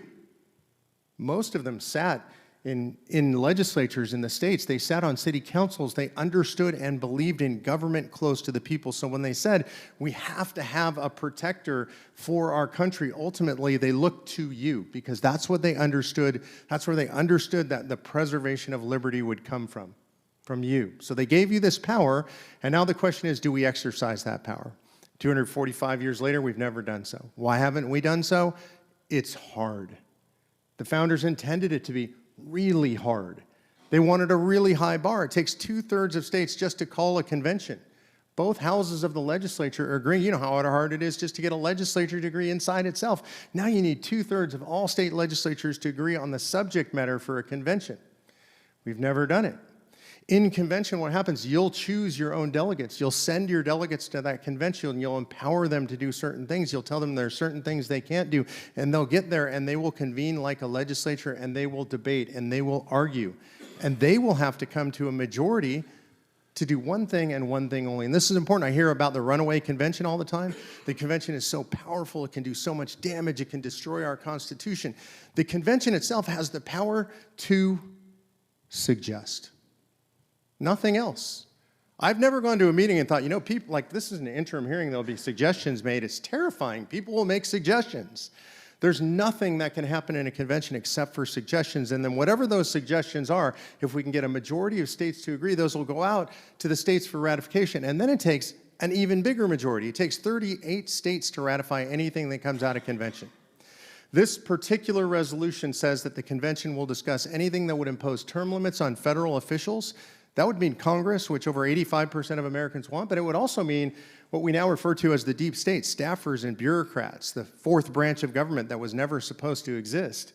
It also potentially means federal judiciary. The convention would discuss anything that would also impose fiscal restraints on the federal government. You heard 30 trillion in debt, but actually really the real number off book is closer to $150 trillion, numbers we cannot even imagine. We could impose generally accepted accounting principles on the federal government. I once sat in a meeting with the OMB and I asked them what accounting principles they had. And they literally, these are senior officials at the OMB, they said, we don't have any principles. I said, I know that, but I was talking about accounting principles. And so they literally don't follow any accounting principles. So we can impose those things. We can impose taxation caps, spending caps. And then finally, and I think most importantly, we can impose caps or restrictions on scope, jurisdiction, and power of the federal government. There are many things the federal government was never intended to be involved in. In fact, the founders agreed, Hamilton and Jefferson in their great debate about big government versus small government, they agreed that anything that you can do, that you as the state legislature have the power to do, the federal government didn't have the power to do, and vice versa.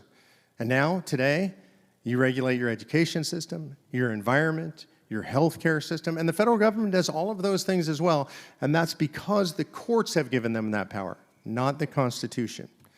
So today we come to you to talk about the idea that you could step into the breach, that you have the power. There's one last thing I'd like to address, then I'd be happy to take questions, that I hear all the time this argument. This is literally the only argument I hear against the idea of the state stepping in and calling a convention of states. Mark, it's going to be a runaway convention. You have no idea what's going to happen. We're going to throw it open. The whole Constitution is at risk. And I'm going to tell you straight up, unequivocally, that is false. How do I know it's false? I'm not the smartest guy in the world. Every single nationally known conservative commentator that's commented on this, 100% of them, Levin, Hannity, Shapiro, all of these guys, Glenn Beck, all of these guys say not possible. All the conservative legal scholars in the country that are nationally known, Randy Barnett at Georgetown, at Princeton, Robbie George, all of them say it cannot run away. It's limited by what we limit them to. And in the end, and this is the most important thing, I'm not the smartest guy in the world. I am a lawyer. Don't hold that against me. We're not very good at math, but I can do this math. It takes 38 states to ratify anything that comes out of convention. And I want to challenge anybody who is concerned about this, and you can call me directly. I'm happy to give you my phone number and my card. Tell me what amendment you're afraid of, and then tell me the 38 states that will ratify it. I've made that offer to millions of people. I've never gotten an email or a phone call. It cannot run away. That's a fallacy created to stop us from using the Constitution to save the Constitution. Mr. Chair, thank you. Thank you, Mr. Meckler. We have Teresa Camarano. I'm going to, come on up, Teresa. I'm going to butcher your name.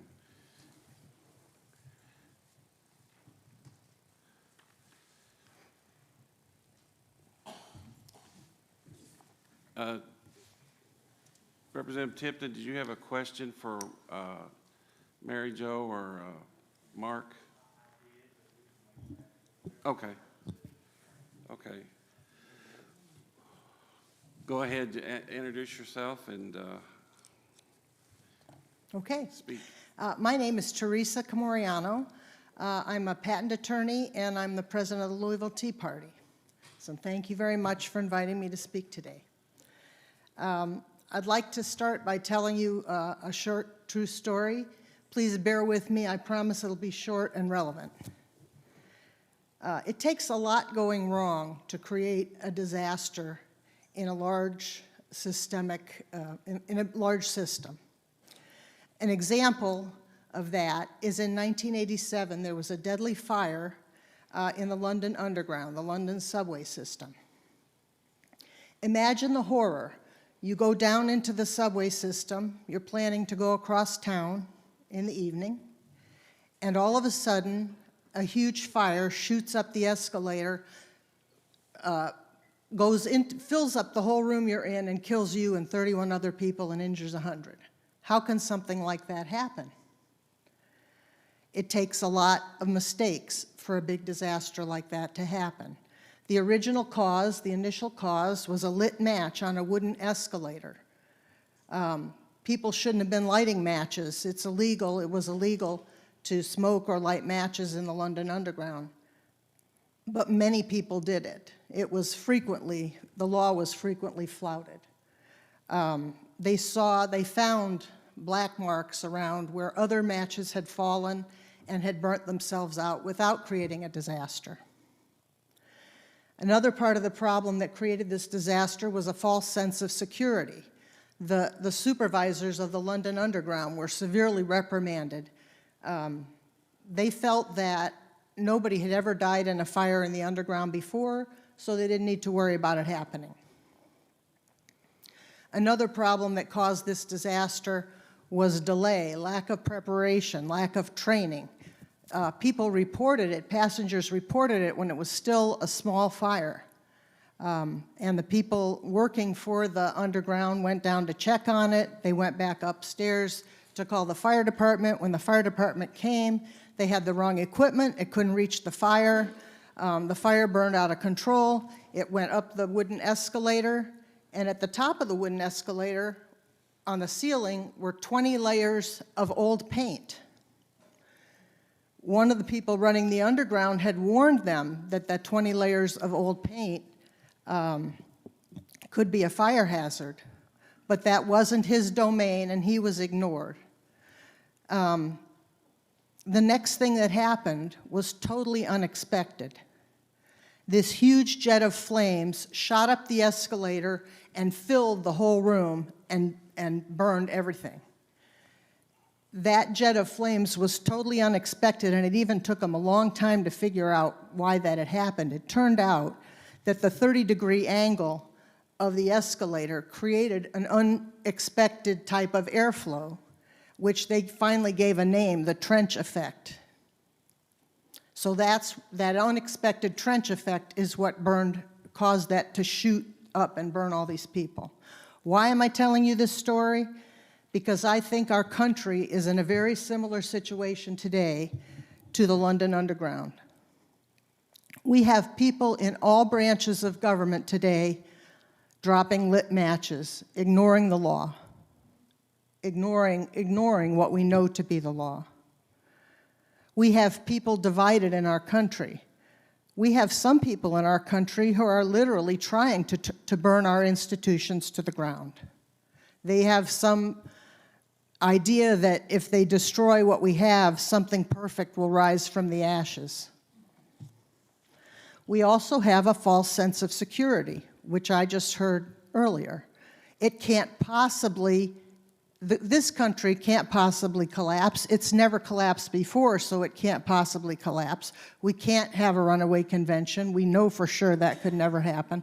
I believe that's a false sense of security. So what could go wrong? Hold my beer. Call an Article 5 convention. Let's see what we can make go wrong. We just need a quick fix. We'll rein in the federal government and everything will be fine. The problem is the Constitution already does rein in the federal government, and the problem is that people are ignoring the Constitution today. No amendment will fix that problem. So the upside of a constitutional convention, or this is called an Article 5 convention, the upside is zero. It won't make people respect the Constitution. But the downside is huge.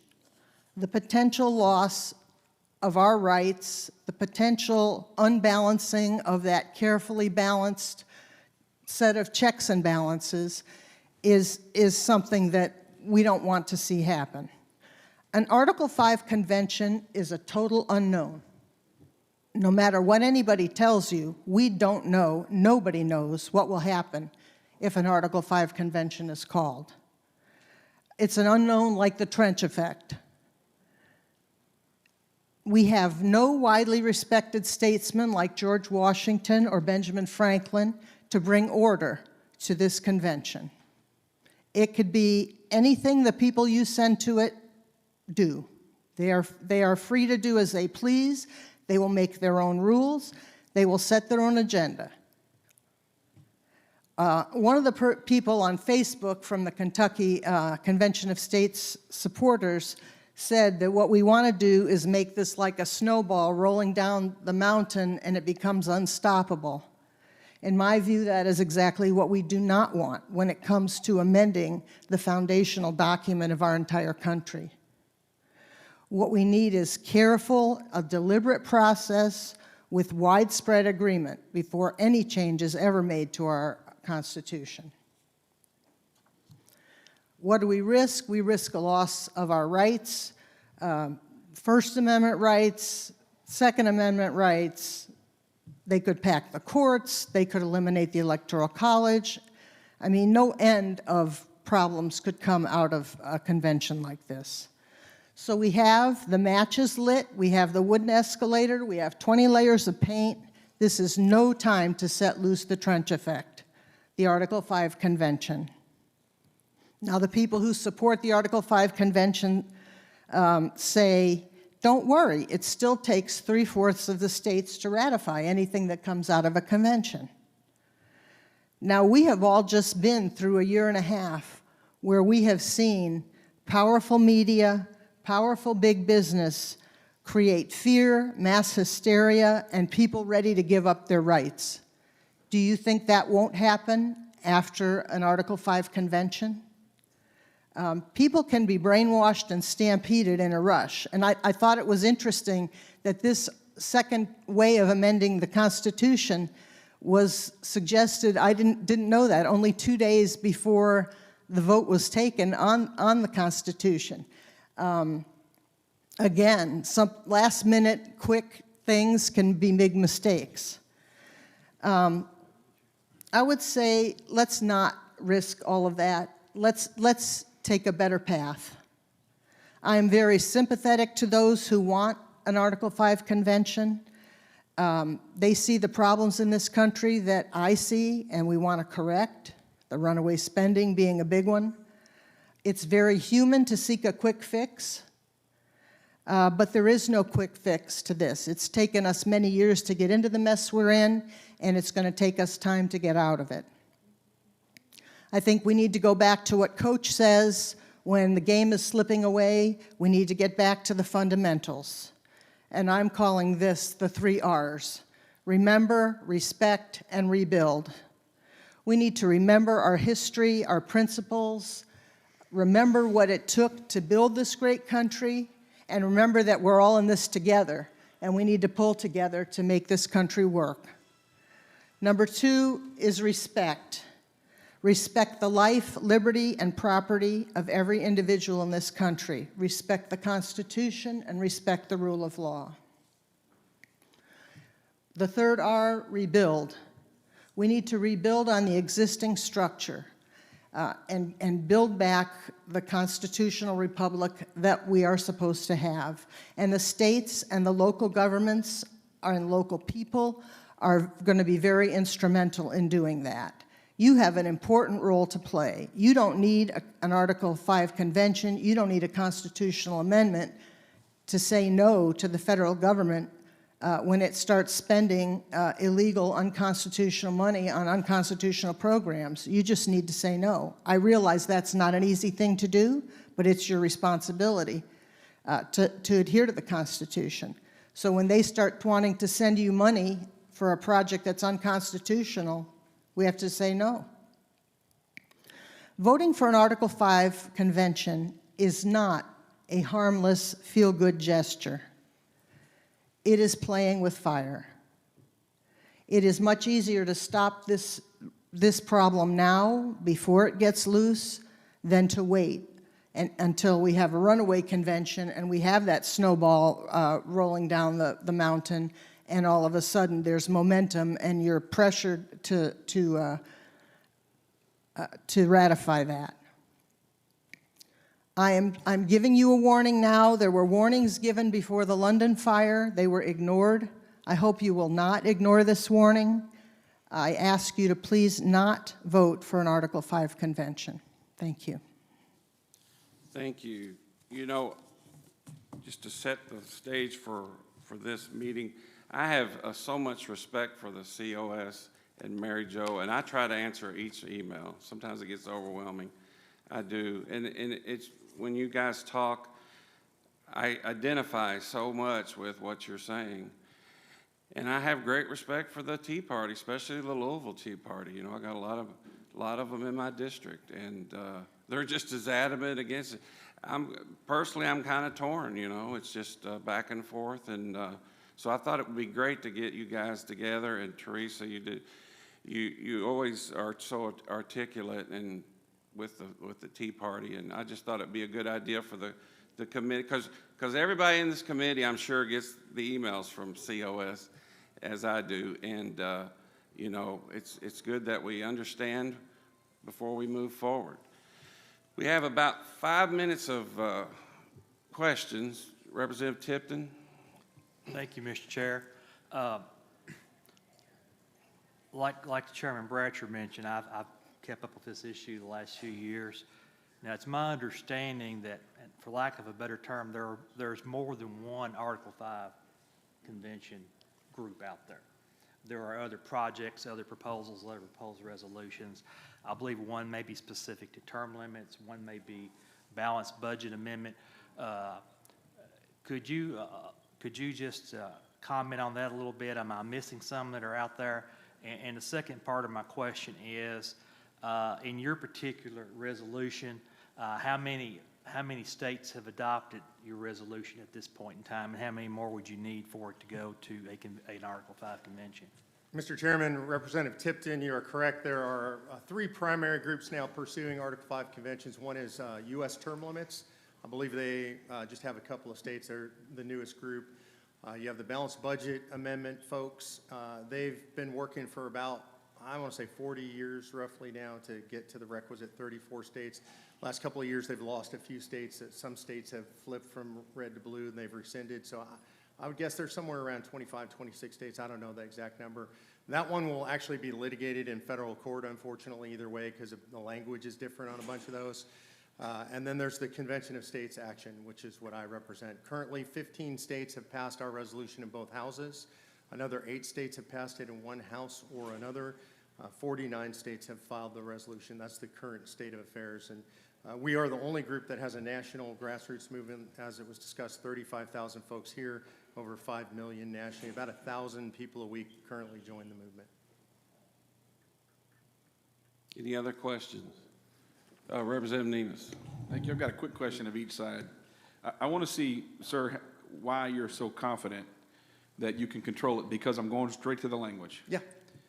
It says they can shall call a convention for proposing amendments. The states can do that. It doesn't say particular amendments, it says proposing amendments. When the Constitution was written, the folks under the Articles of Confederation thought they were sending people to write amendments to the Articles and not to the new Constitution. And then you say, what about if something untoward is sent to the states, will 3/4 of the states approve it? It doesn't say 3/4 of the states have to approve it. It says 3/4 of the states approve it or state conventions, which are decided by Congress. I don't trust Congress. Congress could say, we're not going to give this to the state legislature. We're going to create our own conventions in each state. So why are you so confident in that? And I'm going to go ahead and ask my question to Risa, and you guys answer them. Risa, how bad does it got to get before we take a shot? So those are my questions. Okay. All right. Teresa. You know, I share this. I share the frustration, and I'm sympathetic to it, very sympathetic to it. But we have a system that works. Our country is divided in half. Do you expect? Hey, come on now. Come on now. We'll have to empty the room if we're going to play that game. Do you expect to get an amendment to the Constitution agreed upon when the whole country is split in half? I mean, it's not going to happen. What we need to do is rebuild our country, rebuild so that people understand that fiscal responsibility has to be the law of the land, and we have to be fiscally responsible. We have to do it. It's hard work. But it's what we've got, and it's the best Constitution the world has seen. So I don't want a chance ripping it up. It's the best we've got. And by the way, we elect those people that go to Congress. They're Kentuckians that we send. And if we don't like them, then we get rid of them and put somebody else in there. But we have that power as the people. It's not like the state is the people and the people we send to the federal government are not the people. They're our elected representatives just like you are. And if we don't like them, we boot them out and we put somebody else in. But it's up to us to do that. And I wish all these people behind me would help me do that and get good people. Okay. You know, but I mean, it is not time for the Hail Mary pass, okay? It is not time for the Hail Mary pass. It is time to get back to the fundamentals. Mark. Thank you, Mr. Chairman. Oh, thank you, Representative. Are we on there? Am I live? Yes. Just real quick, I have to defend these folks. They all vote. They all participate in elections. They're all doing exactly what you ask of them. The time has come for the American people to stand. I want to go back in history real quickly. You brought up the 1787 convention. It actually was not a runaway convention. I've read the commissions of all the commissioners. You can find those linked on our website, by the way. And what you'll find is this is the language in their commissions: full authority to take any and all actions necessary to render the federal constitution adequate for the exigencies of the Union.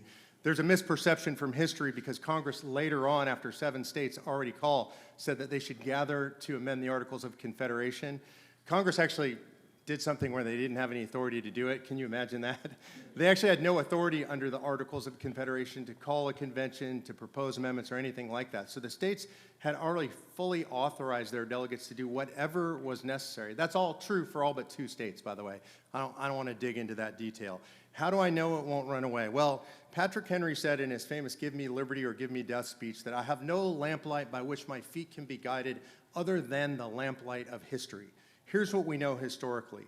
11 conventions in America before 1787. 1787 convention, which I've just definitively demonstrated was not a runaway convention. By the way, all the states ratified what they did. Approximately 31 more conventions since then, interstate conventions, granted not Article 5, but where the states gathered, commissioned their delegates, and actually held conventions, and we have no examples, 0 in all of American history of a runaway convention. You will convene and you will name your own delegates. They will answer to you, as is true with all the states. And you think about who you're going to commission, you're going to commission people you trust. That's true with all the states. So there's never been a runaway convention in all of American history. And as far as the ratifying methodology, you are correct. There are 2 methods that are specified in the Constitution, one being legislative ratification, y'all ratifying, and the other being the appointment of state ratifying conventions. All of them except for one, except for the repeal of prohibition, have been done by legislative ratification. The only one that was punted, so to speak, to state ratifying conventions was the repeal of prohibitions due to the controversial nature. Who controls what a state ratifying convention is? The state legislature. So the bottom line is, one way or another, this comes back to the state legislatures to decide what a state ratifying convention is. Those are the only two things that Congress is authorized to state, either legislative ratification or ratification by state ratifying conventions. And we have a history of that. It went to the states, and the states decided themselves how the ratifying conventions would be run. Okay, we have one more question, Senator Alvarado. Well, thank you, Mr. Chairman. It really was very similar to Representative Nemes's question. Ultimately, at the end there, from Mr. Mariano, it's effectively, I would assume all of us think our Constitution is well written, and this is an ability that's been given to the legislatures to do this. So, to that same point, I would wonder at what point should the legislatures actually enact this? Because if it's out of fear that something bad might arise, we would never use this. So why would our founders even put this in our Constitution if they were so fearful that somehow this would get away from us? That's my question, is I think we're more worried about what might happen, what might go wrong, than saying we've got something that's currently going wrong in federal government. We have an opportunity to fix it. They gave us the ability to do so. That's the question that I have. And I get the sense more from you that I'm scared of what might occur. We might have a fire, something bad might happen. That's Yes, I am very much afraid of what might occur, and I think we all should be. This has never been done before. There has never been an Article 5 convention to amend this Constitution. We can all agree on that. It has been talked about in the past, in history, and it was rejected because people were afraid of a runaway convention. And the materials from this group, I believe they're from this group, say, you know, but our people, you know, they're more scholarly than the people prior to us who were afraid. There's no reason to be afraid now. I think that there was good reason to be afraid throughout history. We have a perfectly good process for amending the Constitution if that's what we want to do, and it requires careful deliberation, and it requires widespread agreement, and that's what we ought to have if we're going to amend our Constitution. Why would our founding fathers give us this ability then, in your opinion? Why would our founding fathers Well, give I us just heard something that I didn't know before. It came up 2 days before the Constitution was voted on. You know, they might have been tired. They might have been just pooped and said, hey, you know, let's get this thing over with. They want this. Actually, Madison's notes reflect that they discussed this throughout the entire convention. In fact, I've personally seen George Mason's copy of the Constitution that was handed to him the day the Constitutional Convention began. It's in there. It fell out during convention. It was a mistake, and that's what he said. A mistake was made through the process. But we have the notes of it being discussed through committees. The idea that the founders did something by accident because they were lazy at the end of convention, honestly, that's just a slander on the founders.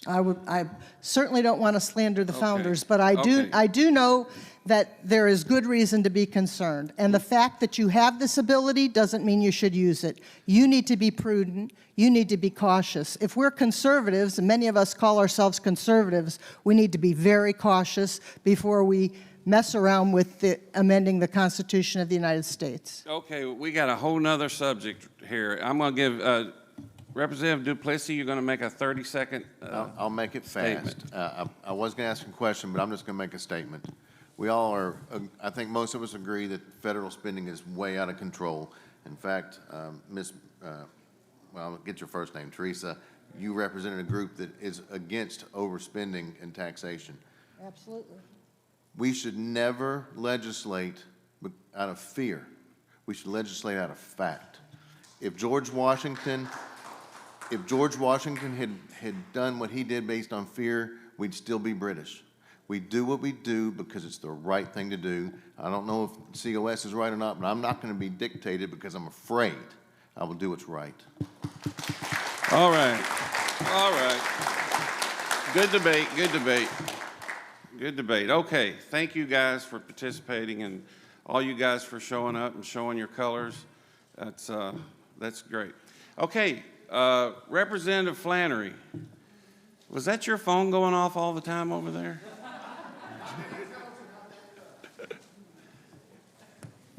We got a very interesting subject. Got about 20 minutes.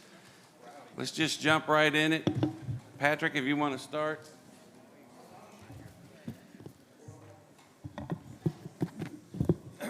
Good afternoon. I'll try to make this quick. About a month ago, Chairman Bratcher and I had a conversation. Please leave quietly, folks. About this topic, Zuckerbucks. And when the conversation was over, we both agreed that this is a topic that we probably should discuss and try to flesh out. And so many of you all may be asking, what are Zuckerbucks? Good question. I'll let Brian Sunderland go first, and he can start the conversation.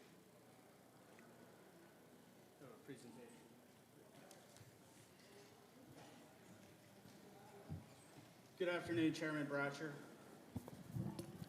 Just name for the record, Brian. Yeah. Good afternoon, Chairman Bratcher, Co-Chair Mills and Miller, members of the committee. For the record, my name is Brian Sunderland from the Foundation of Government Accountability. Here with me today is Chase Martin, our Director of Legal Affairs. We're a 501c nonprofit focused on public policy in the states. We focus on integrity in social programs and elections, and limited government that's accountable to the people. We appreciate the opportunity to address a very important issue, the integrity of our election system and the danger of outside financial influence on the operations of our elections. First, I want to add my voice to the chorus, congratulating you all for taking important steps to secure and make our elections more transparent earlier this year. Kentucky passed a comprehensive election reform bill with several important reforms and did it with bipartisan support. You worked together, you saw the challenges that other states had, and you took important steps to try to ensure these didn't happen in the Commonwealth. We're here today to discuss another attack on the integrity of elections in this past cycle. While all the details remain unclear, private funding of election operations is such a threat that states are taking decisive action to prevent this future interference. The threat's happening right under our noses, and most people know nothing about it. At FGA, we've been working to uncover what happened. As we detail the spending for Mark Zuckerberg and his foundation, I want you to consider your thoughts on the activities we describe in the following context. For my Republican friends, what if someone with the last name Soros did the exact same thing? For my Democrat friends, what if the person's last name was Koch? Or what if it was Trump? At this point, I'd like to turn it over to Chase to kind of walk you through what we've uncovered, why it's a problem, and why we strongly believe it needs to be addressed. Thank you, Brian. I'm Chase Martin, the Legal Affairs Director at the Foundation for Government Accountability. First off, I want to thank you for having me here, and my first country ham breakfast ever. It was amazing, and the hospitality and warmth has been amazing. It's great. I'll dive right in. In 2020, Mark Zuckerberg and his wife spent nearly $400 million to fund election activities across the country. And that means exactly what it sounds like. Everything from voter registration drives before the election to get out the vote efforts on Election Day. And they leveraged the Obama network to do it. But they didn't do this, like we all know, through a PAC or a campaign. They did it through government, through local election offices in states across the country. From Zuckerberg to his wife's nonprofit, to an Obama-run nonprofit, to cities and counties. Hundreds of millions of dollars. We call them Zuckerbucks.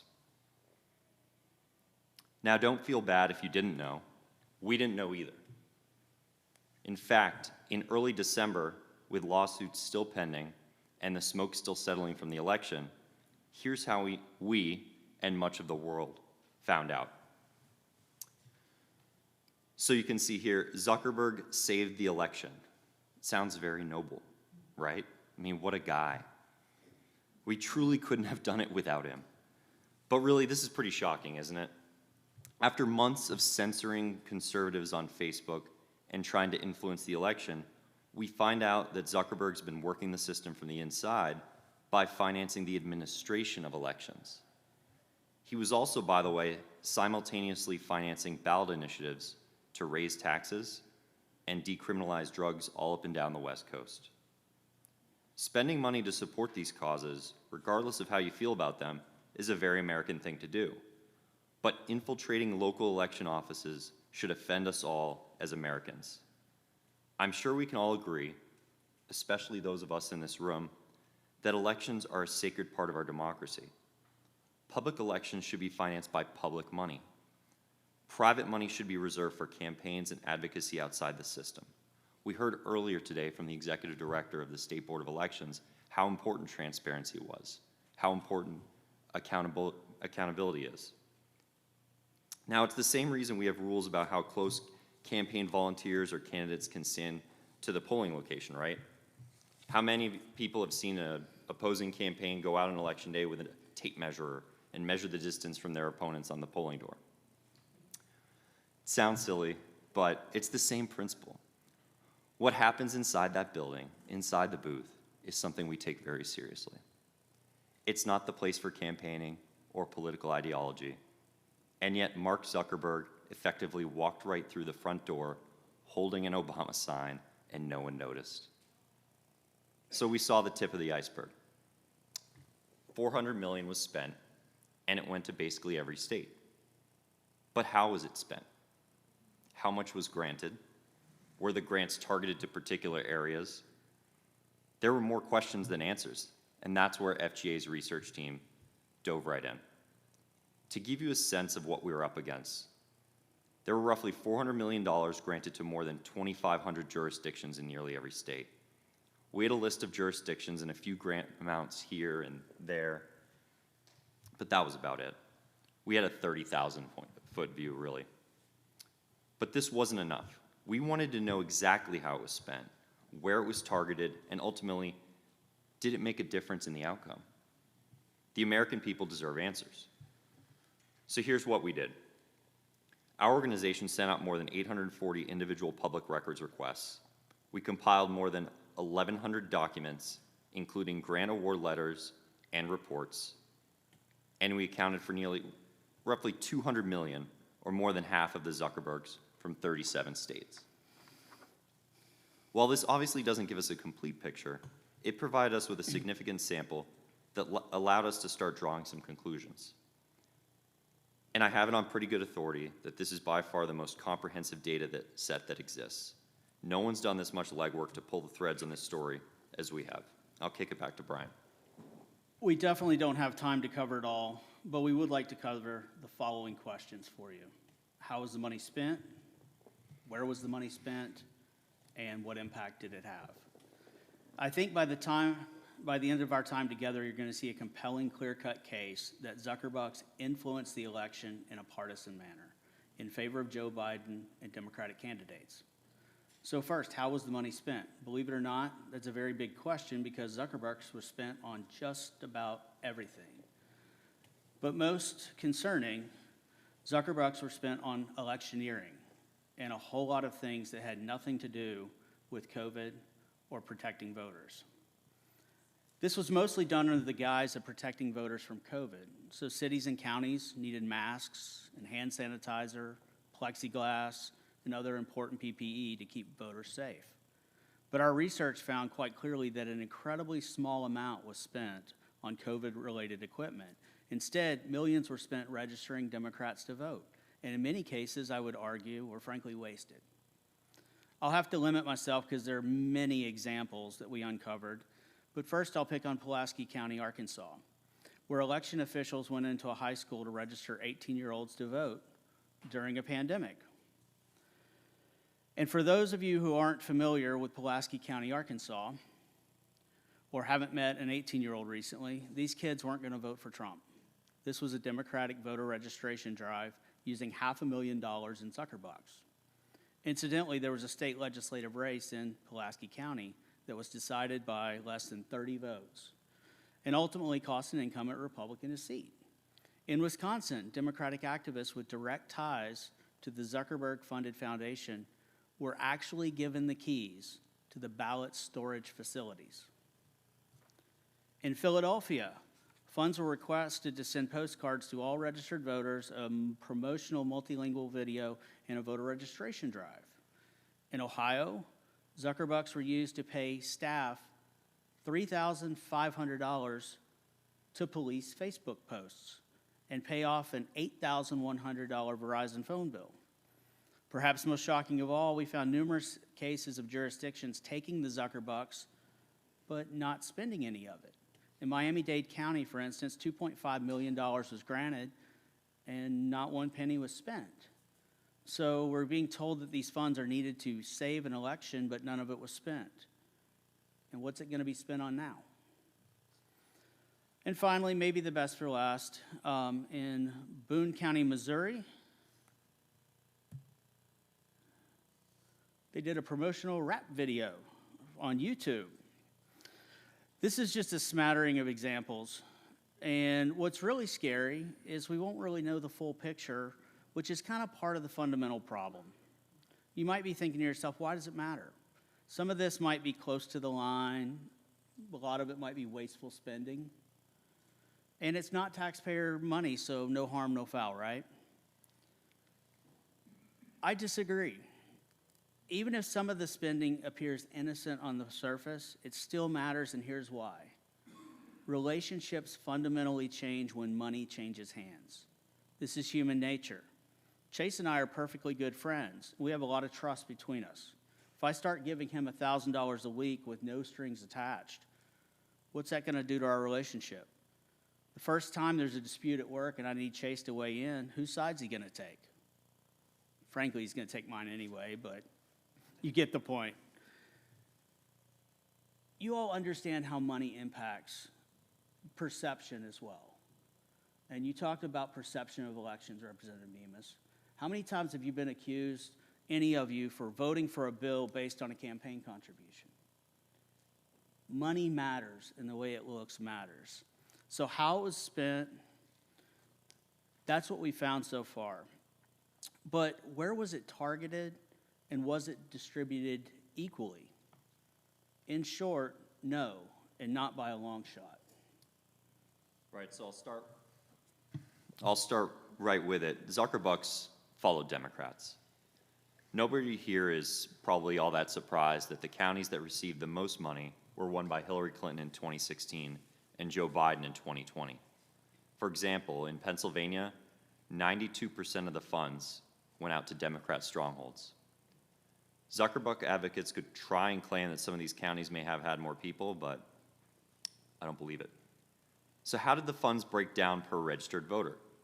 Any guesses at which party it favored? You guessed it. Again, dollars followed Democrats. In Pennsylvania, the average Trump county that received Zuckerbucks was given about $1.12 per registered voter.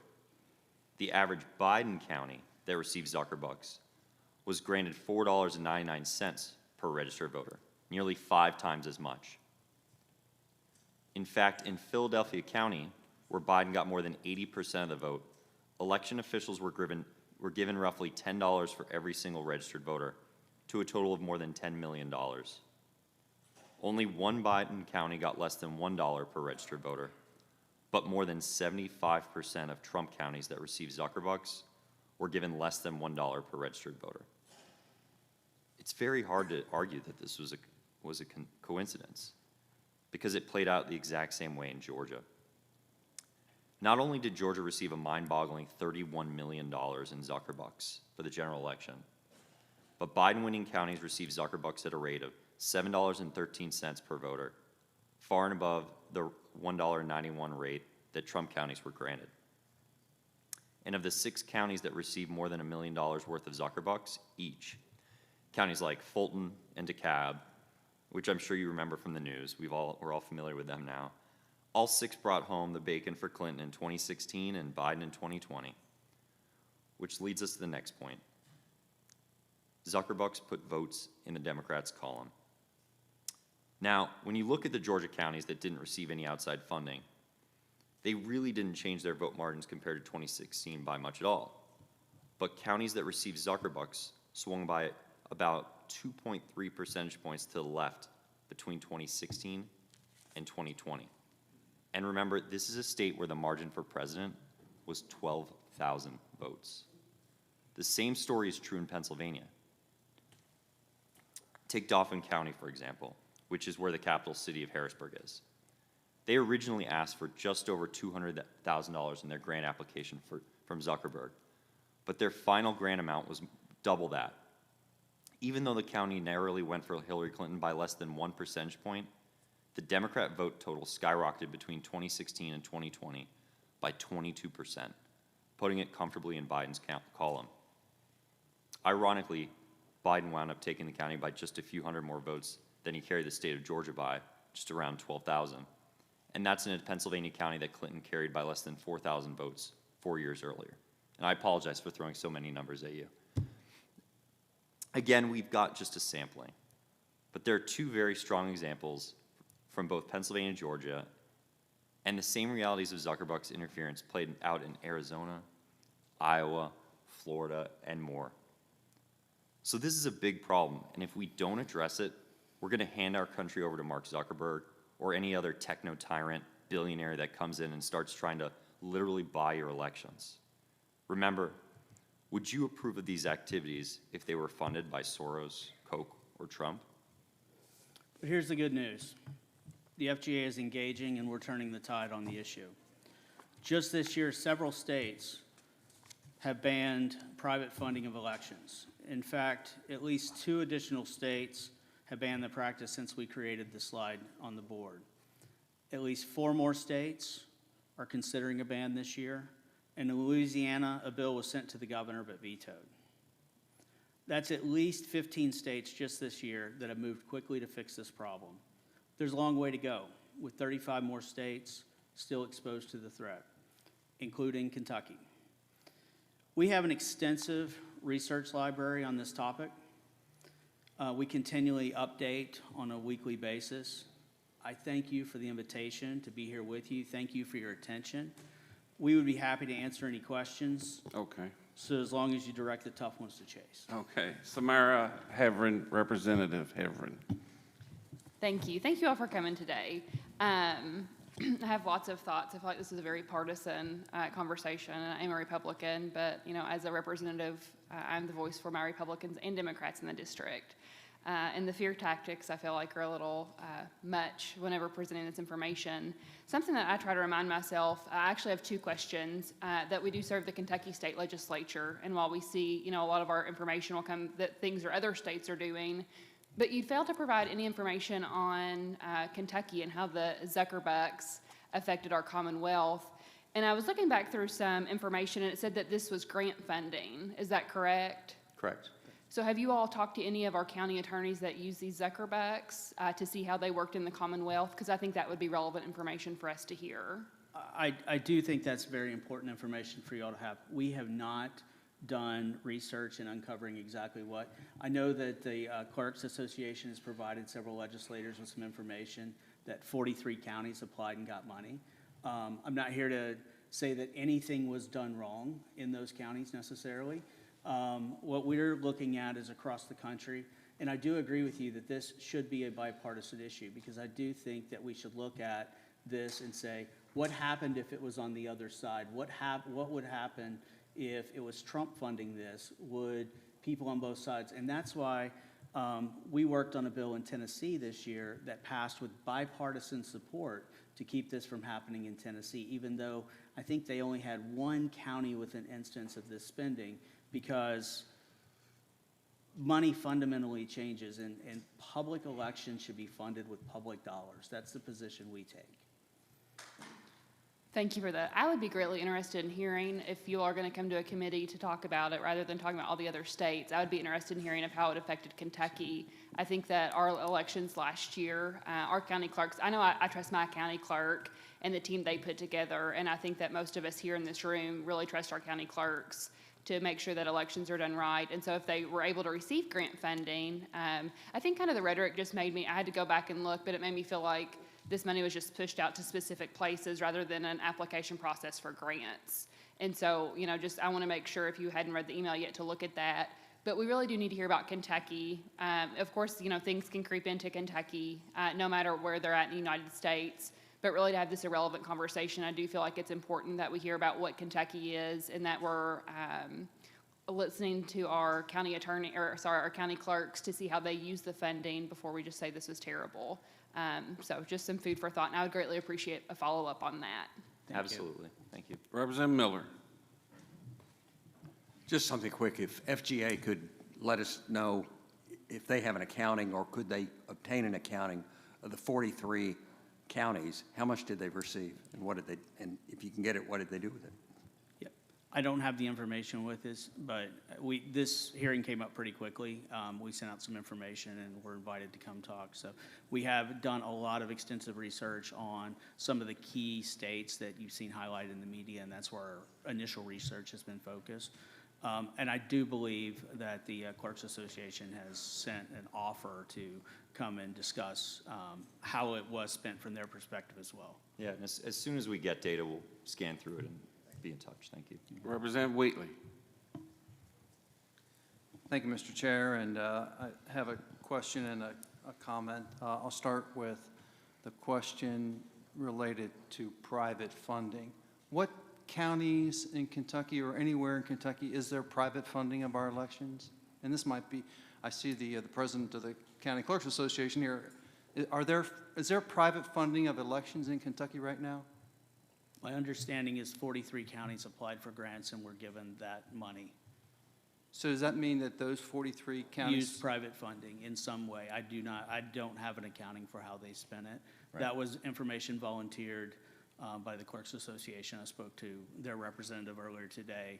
And I was told, I'm not going to speak on behalf of anyone else, that they had not taken a position on how this money should either be banned or regulated. I'll leave it up to them to speak for themselves on that. And this is a question if the county clerk president, I'm sorry, I lost your name. Sure. Is it already illegal for private funds to fund elections in Kentucky? I don't know. Who are you addressing that to, buddy? I'll address it to the table because they're here, but. If you want to come up, Chris. Chris Cromwell, Right. right. Sure, absolutely. Thank you for the question. Can you Sorry to repeat? call you. Now, this guy, I'm Trey not so Grayson, sure our about. lobbyist. My question is this, is it currently illegal for private funds to be used to fund elections in Kentucky? This came in the form, the Zuckerbucks came in the form of a grant. So we did apply, our county, myself applied, and we received $15,000, which we used towards precinct worker pay for our precinct workers. I don't know the other counties. I know some have bought election equipment. So it came in the form of a grant. But as far as the KRS statute, as far as private funds, do you have a comment on that? As far as I know, it's legal to accept. I mean, when I was secretary, we got a grant, a private grant for, I don't remember the dollar amount, to build a website to make it easier for military and overseas voters to vote. And at the time, nobody raised a question about it. So as far as we know, I think it is legal to accept private grants for elections and to run it through, and these were all run through the clerks or the fiscal courts, depending on how they were set up, or the State Board of Elections. Thanks, Trey, and that does answer that question. I think you would get bipartisan support for something that would make it illegal for private funding. But I also, sorry, and I'll say Chase, but I don't have your last name.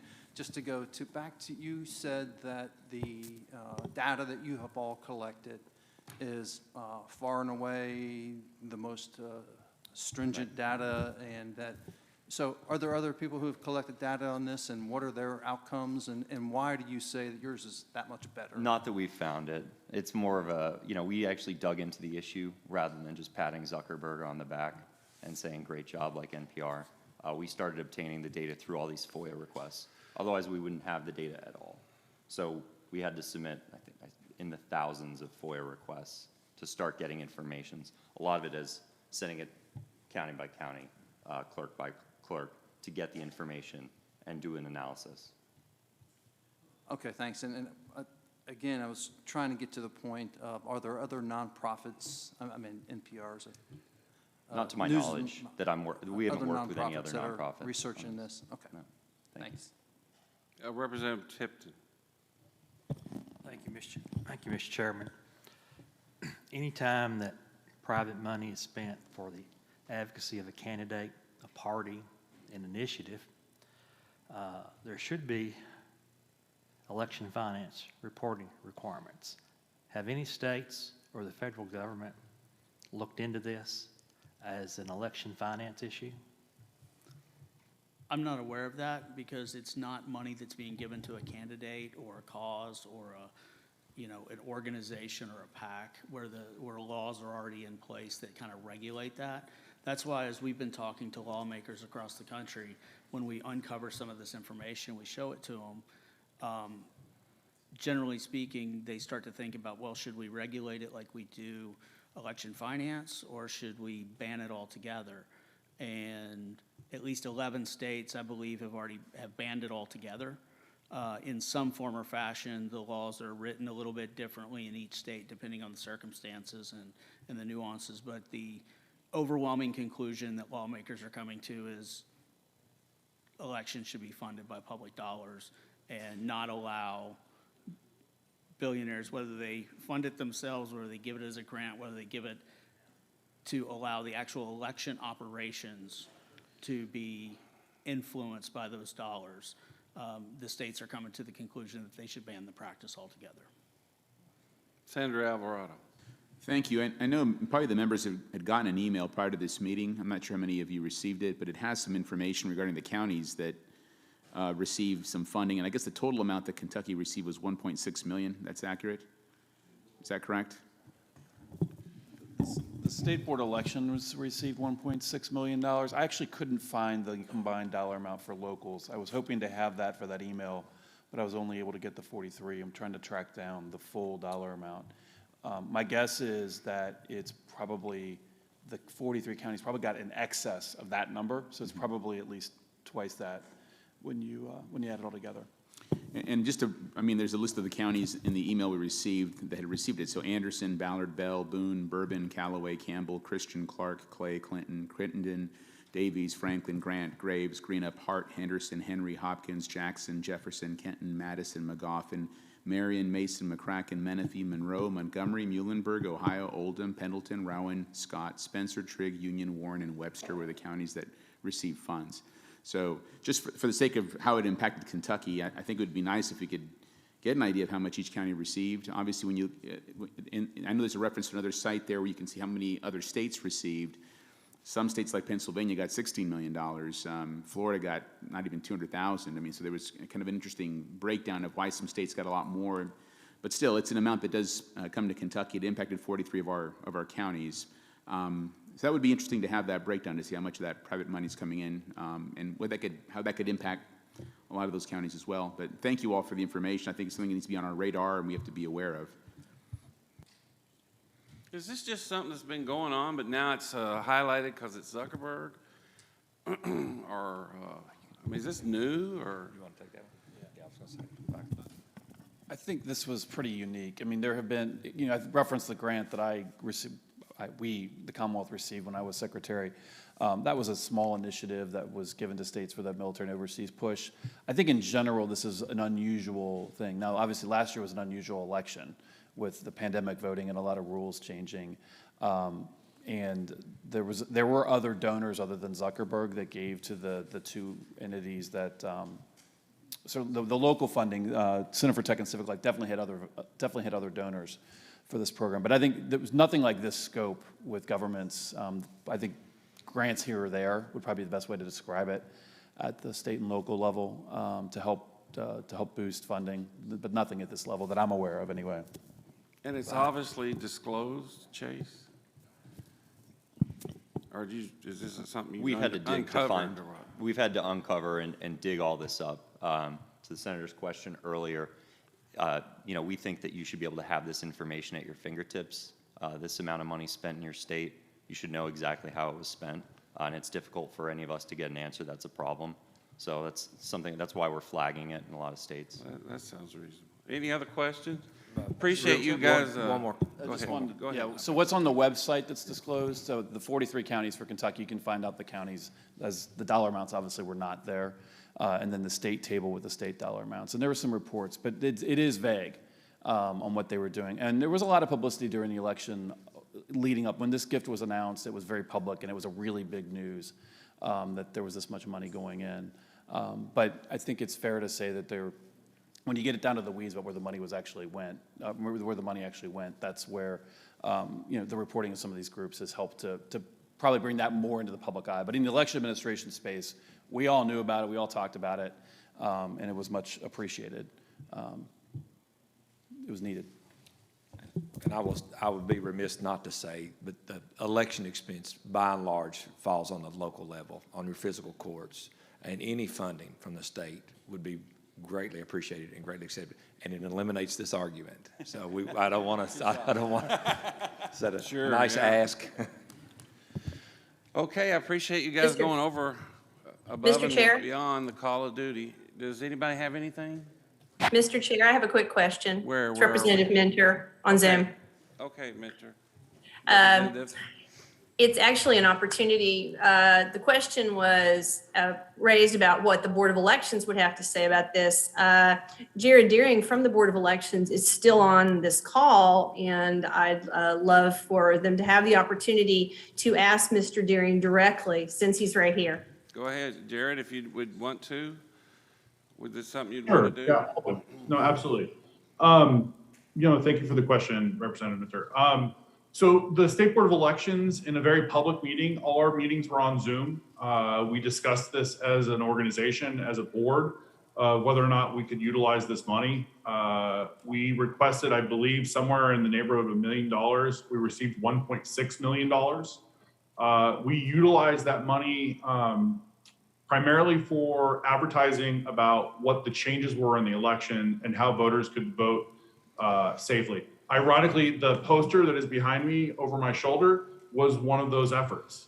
We had a bipartisan group of board members and stakeholders that came together that dictated how those funds were spent. So it was not myself or staff or one individual that got to dictate how that money was spent out and who or what demographic it was centered on. We tried to spread it out across the entirety of the state, and we used newspapers, radio ads, TV ads, billboards, anything that we can do to get out how voters could vote safely during a pandemic. And I will, quite frankly, I will say that one of the more proud moments of my career will be the fact that Kentucky had no reports of community spread of COVID-19 during the election cycle due to elections. And so, I think to Clerk Cockrell's point, if elections were funded at a rate where we could do these things on a regular basis from election cycle to election cycle, and when you're talking about the size and scope of a budget for the entirety of the state, we're talking about a very, very, very small sliver of funding that would be needed to do this. We wouldn't have to take this funds.